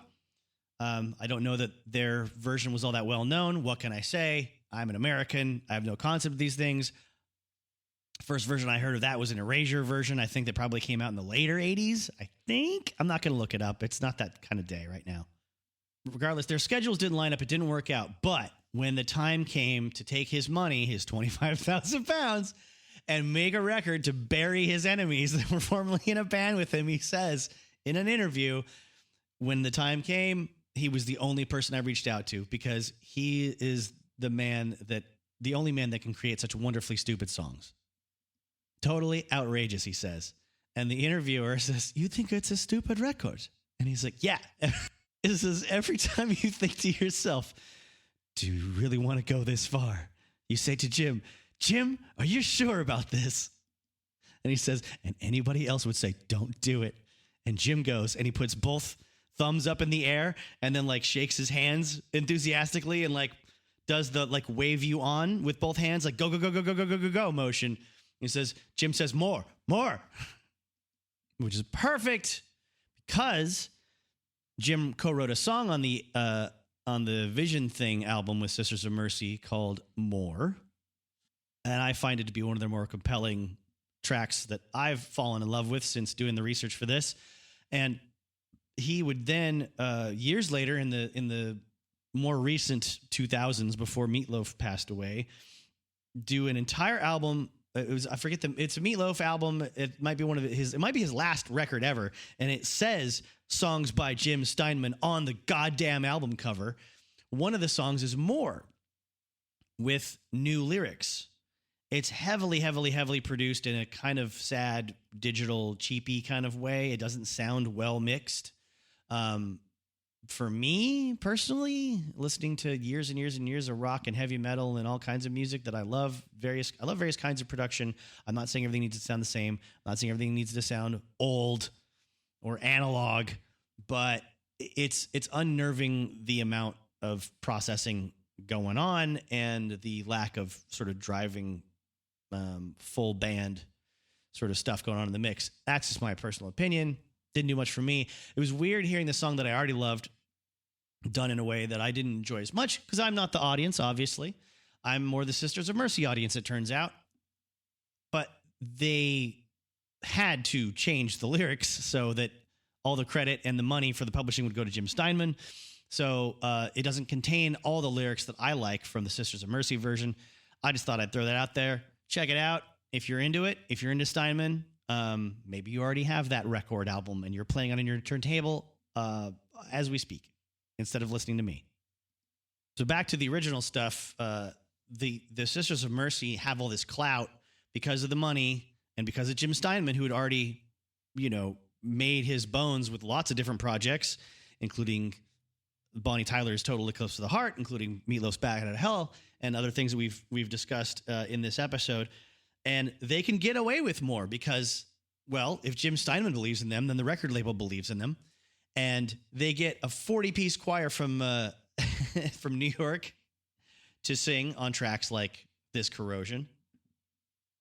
I mean, if you've never heard them, check out This Corrosion and then go back to any song previous to Jim Steinman's interaction with them, to anything from 84, 85, 86. It is night and day in the approach to the arranging and the production. Since this Mark II version of the band didn't really have any very other members, Pamela and Eldridge, Eldridge just recorded the tracks himself, and it sounds different than anything they've done before because he's the one calling the shots on what instrument plays what, and it seems like he's got a pretty damn good head for arranging instruments in a way that create a really driving, catchy song that's dramatic, more so than a lot of what, some might characterize as earlier goth stuff and industrial type stuff that's more primitive, more just built around the same rhythms and people kind of playing a lot more in lockstep with each other. Now, that's an exception to the guitar solos on the song. That was Jim Steinman's buddy, Eddie Martinez. Eddie Martinez, as a guitarist, I don't know much about him except for he plays wild, wacky, whammy bar, dive bomby things on this and Run DMC's Rockbox. No, I'm sorry, I take it back. The wild whammy bar crap was Rick Rubin on Raising Hell. Rockbox wasn't just whammy bar dives. There's a lot of it on this track, though. And he played in the studio with Robert Palmer on Addicted to Love on that guitar track. Anyway, album comes out. He still doesn't really have a full band. He doesn't tour. The Mission's working their balls off, trying to do all these things and be successful. And Andrew Eldritch, all by himself, with the help of, Jim Steinman and some money. And, Pamela Morrison's there to help him promote, but she's not really on the album much, if at all, in an instrumental capacity. He's doing it kind of his own way. Decides as a bass player, she's not really going to make the cut. But he does a year of promo tours of like promotional, meeting with journalists and doing interviews. And he's like, it can't be just me. She's a part of our visual identity in the videos and in the interviews that I'm going to do. She's there to answer questions as well. And he says, it was nice to have somebody answer half the questions and look pretty. Not that I didn't look pretty in those days.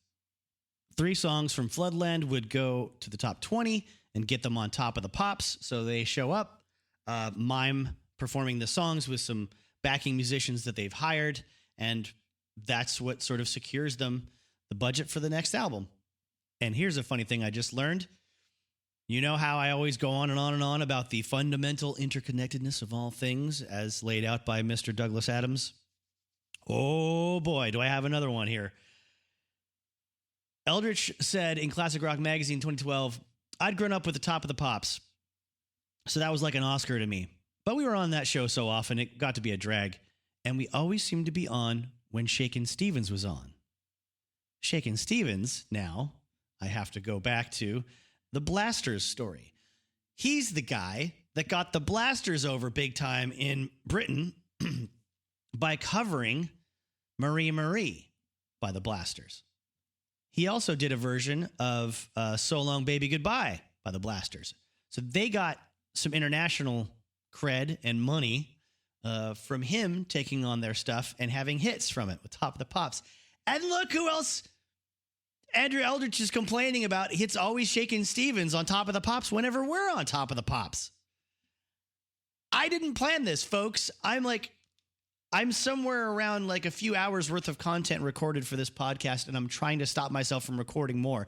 And I just hit the thing that ties it all together. Like if only, I don't know, if like Walter Hill had directed that episode or edited that video of the episode of the Top of the Pops or something, that would be the only neater way I could bring a bow onto all of this madness.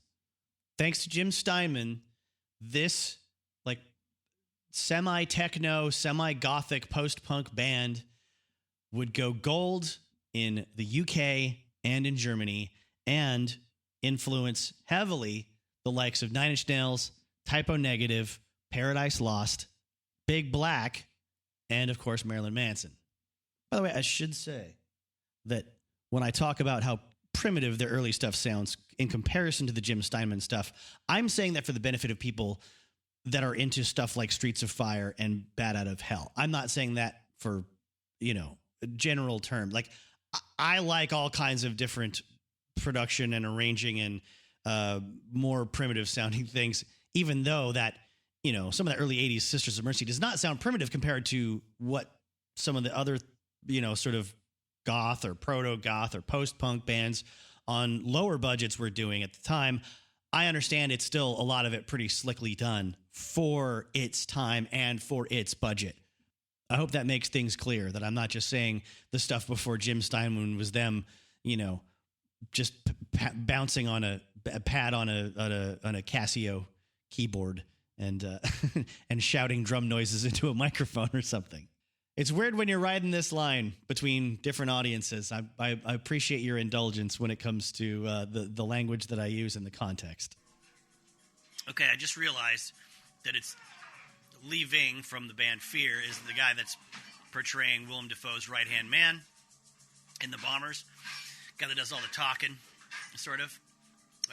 And then now that we're having the one-on-one showdown here in the street, with these sledge-type hammers, these rock hammer things, I'm going to be very upset if Willem Dafoe's character does not have like a switchblade toe in his boot with like a spike in it or something like that.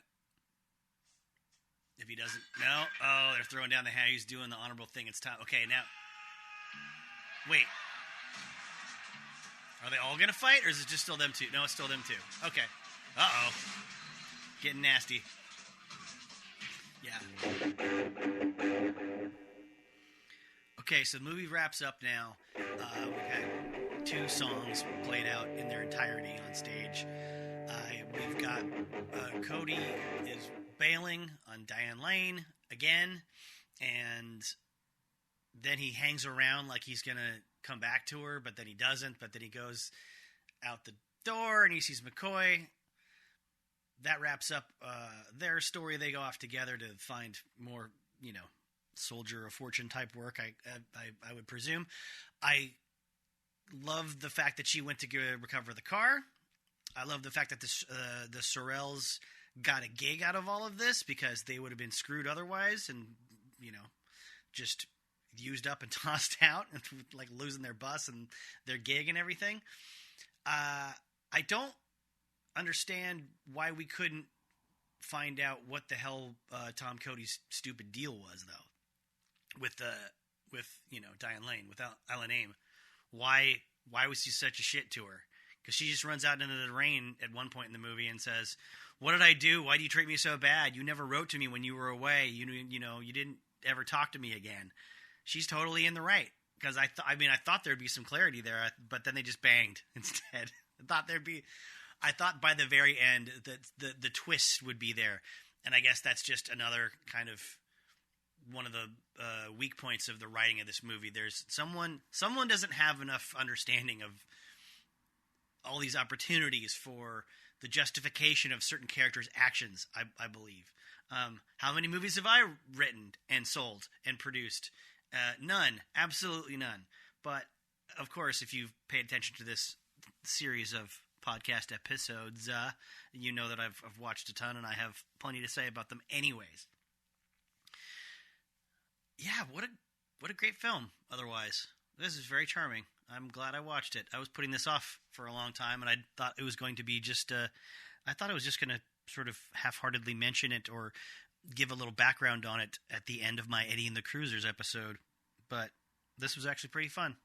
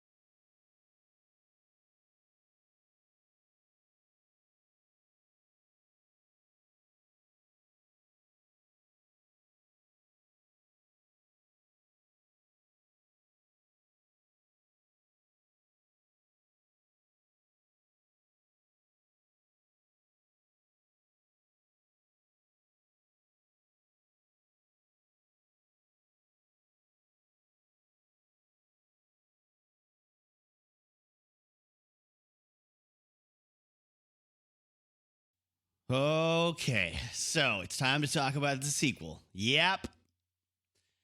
I don't know how they can legally call it a sequel, but it probably isn't legally a sequel. They probably don't technically refer to it as one, with some serious fear of legal action being taken by the makers of the original film. It is known as Road to Hell. I guess it came out in 2008-ish. I mean, that's the information I can find, but in the Wikipedia, it says that it actually won a 2012 award at the Polygrind Film Festival for Best Fantasy Movie, Best Actor Michael Paré, Best Actress Claire Kramer, Newcomer Award Roxy Gunn. I mean, it won everything, essentially. Best Song, Best Use of Music, Best Visual Effects, Best Writer. But if I go to the Polygrind Film Festival Wikipedia page, I see nothing for 2012. Nothing if I do a Control F search for Road to Hell on the whole page. What it does say is, let's see, world premieres in 2012 were like Trash and Progress, After the Dawn, Zero in the System, When Time Becomes a Woman, Planet Mega Dolce, Blood for Irina, Bullet Face, A Monster Among Men, many others. Before that, The year before that, it's like Mondo Sex, the Deborah Cobra story, Finger Bang, The Los Angeles Ripper. In 2010, there was only 5 premieres, and they were Vaginal Holocaust, Caged Lesbos a Go-Go, Orgy of Blood, The Dead Undead, and Scars of Youth. So I'm really not sure what to make of that little note in the Wikipedia about it winning these 10 awards for one festival. It supposedly also won the 2012 Yellow Fever Independent Film Festival, Best Film Award. Now, if I go to the link for the Polygrind homepage in Wikipedia, it takes me to, obviously, whatever you call it when a page gets hacked or the domain gets taken over by something completely different. It's just, I think it's all, it looks like it's just written in Korean. And if I look up Polygrind Film Festival on Google, I can't find a single official link. There's notes in like IMDb that they did have events. That does seem to be the case in 2013, 2014 that are a matter of record on IMDb. Anyway, this movie sucks. I'm only 5 minutes into it, and I'm definitely not going to watch the rest of it. It's takes place in purgatory. It starts with a really long-winded voiceover from Gabriel, who's of course a pretty young lady with a guitar. It's very pretentious. Its script. It goes from her to opening credits of a young woman singing a pop punk song about her boyfriend leaving, and there's a radio DJ that you hear and will come in and out throughout the movie, I guess, because I clicked around a few times and I keep hearing him. And he mentions the band, I think a performance of the band, not Alan Aim and the Attackers, but Ellen Dream and the Blasters. And if you think the Blasters, the band, had anything to do with this film, I say pshaw. Granted, I am not watching the whole thing because I have some dignity and things to do with my life. It's not beyond the realm of possibility that maybe a band referred to as the Blasters does show up. I doubt highly that it is the Blasters. I haven't found any documentation of them doing the sequel. There's also footage about 22 minutes in of a woman, a very young woman who clearly is supposed to be portraying Diane Lane's character. But, she's wearing red and she's got the long dark hair and the old timey microphone. And she's singing in a dreamlike vision. Tonight is what it means to be young. Well, she's not singing it, but they've clearly taken audio from the original soundtrack of Streets of Fire or re-recorded another woman singing that song. And they've done what you do, like what dream pop bands do with their guitar sounds now. And that's what I do on vocals if I want to sort of mask the original source. So maybe I won't get a copyright strike if I play a snippet of something. What you do is you take the audio track and then you apply reverb to it. And normally you do that to just create some big roomy echoey sound. But if you crank it up really high and then you crank down the original source audio, so what you're hearing is not the person saying the things and then it echoing, but you reduce the initial impact of what they say, but the echo is huge. So you're getting a cloudy, almost distorted, far away sound of what the original intent was for the delivery, right? That's keeping them from getting sued, I guess. So Ellen singing in the past, tonight is what it means to be young. Visions of this are evidently dancing through Tom Pare's head. The point, or the plot supposedly is because everything in this movie has to be spelled out for you, apparently. After a couple of voiceovers, there's the words on the screen tell you that Tom Cody has, left the love of his life in his hometown behind 29 years ago, and he's regretted it every single day, and now he's going to go back and try to find her, but he's in purgatory. So it totally undoes the importance and the emotional weight of his decision at the end of the first film. And then we're treated to this two-person dialogue in a Jeep driving through the desert, and it looks like, the whole thing looks really, really cheap. I'm not crapping on anybody for like making a movie that's low budget, by the way. I'm crapping on it for being a sequel to Streets of Fire, which it clearly was not originally created to be. It's shoehorned in there. It feels to me. I don't know what's in the filmmaker's heart, of course. I can't speak to that specifically, but it feels like a chop job. It was directed by Albert Pyun, by the way. Albert Pyun, I'll get back to that little scene that's really annoying. He directed some awesome stuff, like Cyborg in 1989, and some really terrible stuff like Captain America in 1990. Yes, the Captain America with the rubber ears on the side of his head. He did Kickboxer 2, which is, I think, one that it was like the brother of the Van Damme character or something. By the way, if you like the first Kickboxer and you are curious about sequels, the ones they remade, in the last 10 years, I think are pretty damn entertaining. And Van Damme does show up in them as the mentor. Doll Man, a Full Moon classic from the early 90s. Let's see. And a bunch of stuff I haven't seen. I mean, most of the stuff he's done I haven't seen, but he also did like The Wrecking Crew. Oh, no, sorry. That's not the documentary. That's Wrecking Crew starring Ice-T and Snoop Dogg in 2000. But he also did Alien from L.A., starring Kathy Ireland in 1988, which is the first episode of Mystery Science Theater that I ever saw, so it has a very, very special place in my heart. Anyway, in this movie, it's severely annoying to have so many like monologues pushed in your face, and then when it becomes dialogue, it's even worse. It's two blonde, skinny girls, one of whom played Glory in, I think it was like season 5 of Buffy the Vampire Slayer, if you watched that show back in the day. And they're doing this visually. They're doing this Kill Bill thing. Like, remember Kill Bill 2 when Uma Thurman is driving down the road and she's talking about how she's going to kill Bill, and it was cool. And like the background is obviously fake, and you don't care because it's stylized. And Uma Thurman is, just such a badass because she's earned, your respect from the whole first movie, and you're on board with her whole entire mission, and you want to be there when she kills him, right? Because you're invested. And it is that.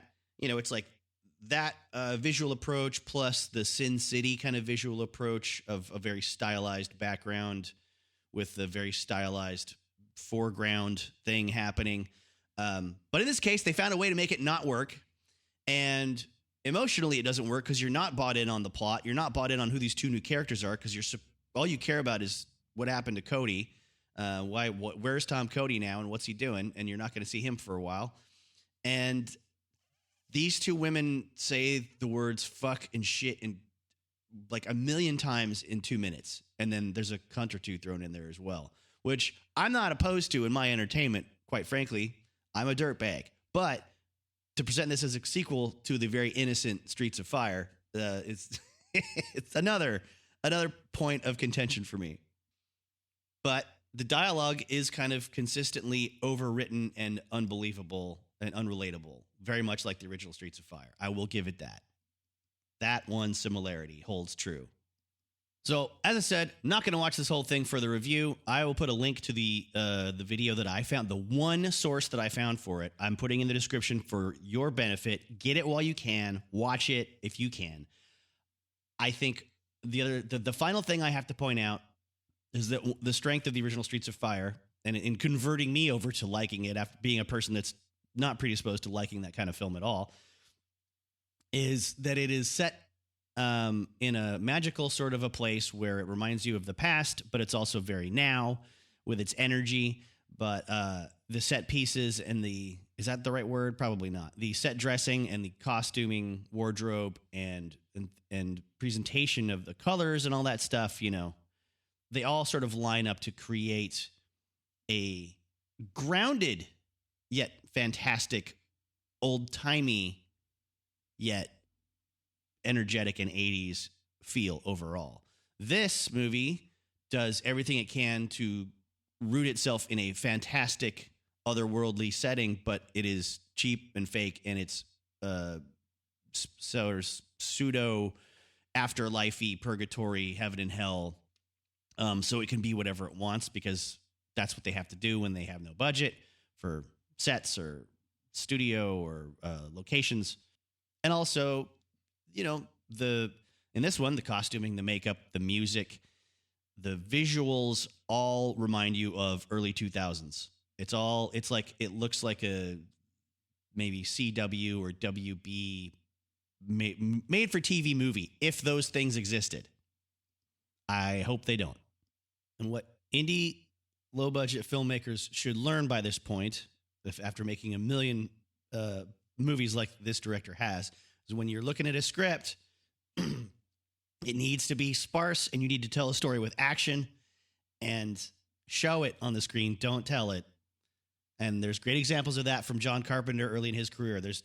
There's nothing cooler than Halloween, and there's nothing cooler than Escape from LA in my mind when it comes to a lower budget, perfectly executed film that does its job really, really well, because it's not a script that's trying to tell you the things that the movie is too cheap to show you. Obviously, I'm not running a movie making class here, but we talk about films in every episode. I've seen enough.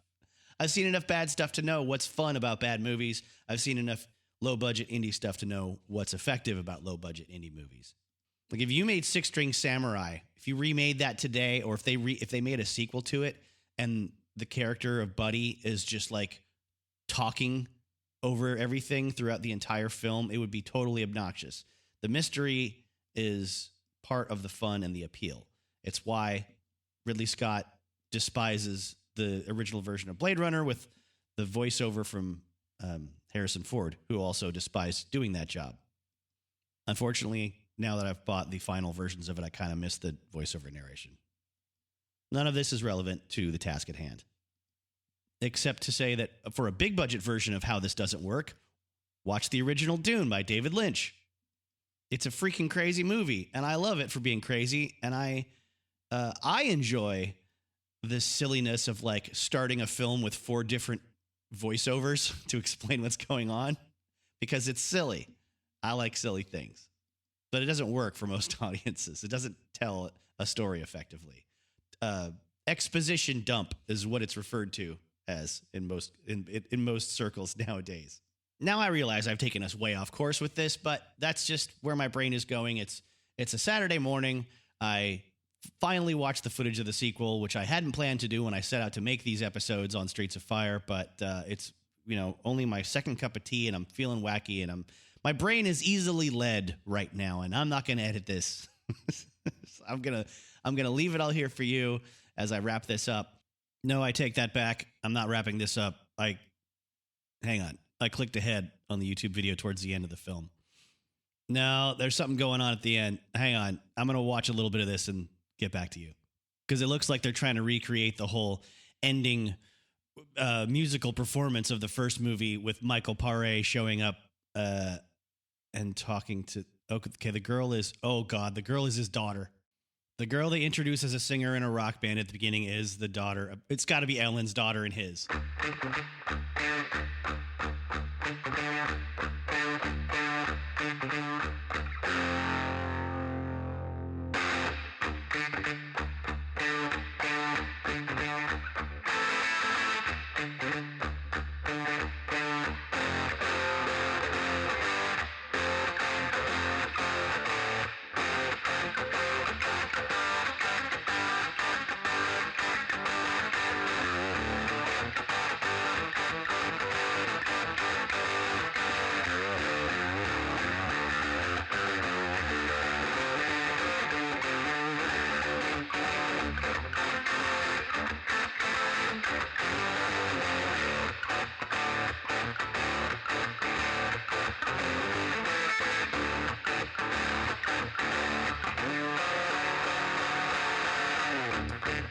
Yep. All right. God damn it. Okay. So he tracks down Ellen and the Blasters at a gig in Las Vegas. It's clearly Las Vegas. He's walking around the streets. He finds a handbill on the ground, and he walks over to what looks more like a movie theater, where those big, it says like United Artists banner on the side, and it's like a multi-story major Cineplex, and walks over to it. Then he's backstage. Old Cody, he is backstage talking to Ellen, who's there, and the band is no security. There's no one else around. He just catches her in this like little side stage area and asks her if she knows who he is. She does. And he tells her, I needed you. I mean, she tells him, I needed you every day and you've been gone and your mom broke her heart and broke mine too, asshole. But then she also reveals that mom died when she was a little baby. So how does she know any of this shit? How does she know who he is? Maybe there's something in the middle of the movie that would have told me that, but I'm not going back to watch it.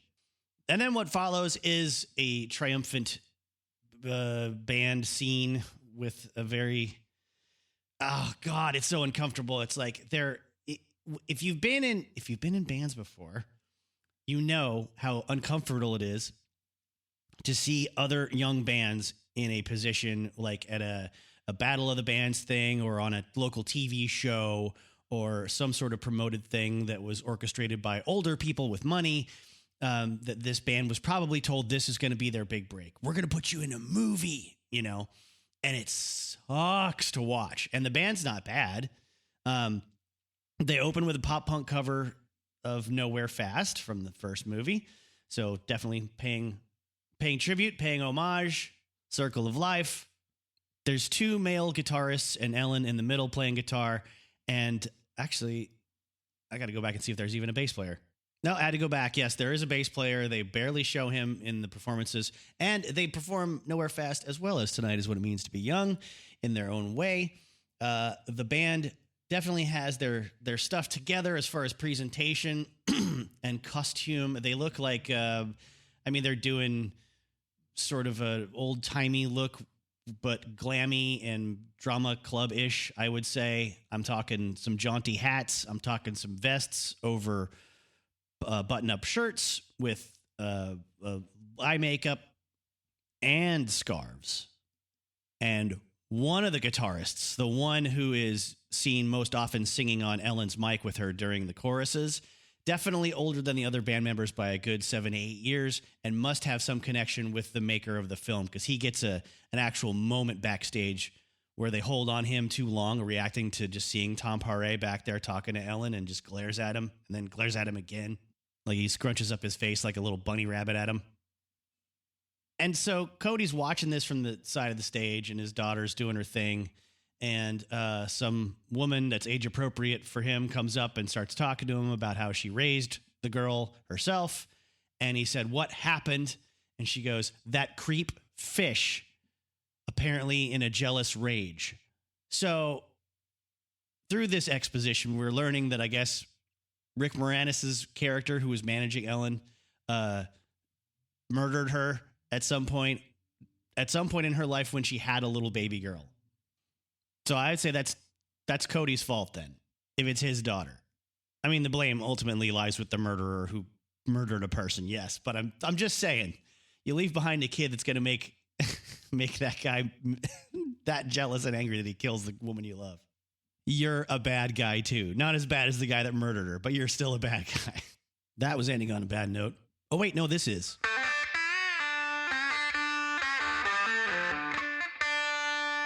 I included a ton of links in the description to my sources for these episodes. One of them is Neverland, which was a Jim Steinman play. It's just the audio from the play from the 70s, and it's very much young Jim Steinman. I can't say it any better than that. You can look up the background information on what that project was. But I thought it was worth, after talking about some of his later stuff and his involvement with Sisters of Mercy, to not review, but provide a link to one of his earliest projects. Thank you for being here. Thank you for giving a damn about rock and roll. Thank you for giving a damn about movies and how they get made. Please support if you can by just telling somebody else about this show. Tell them what you like about it.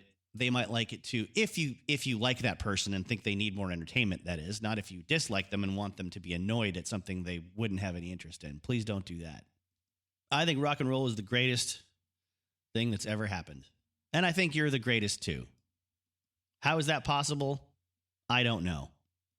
How can two things be the greatest, especially when I have so many listeners that I'm telling are the greatest every single time I do an episode? I don't know, but it's magic, and I believe in it. Take care, my friends. Good luck and Godspeed. I remain, as always, your humble servant, Orson Welles. No, I'm not.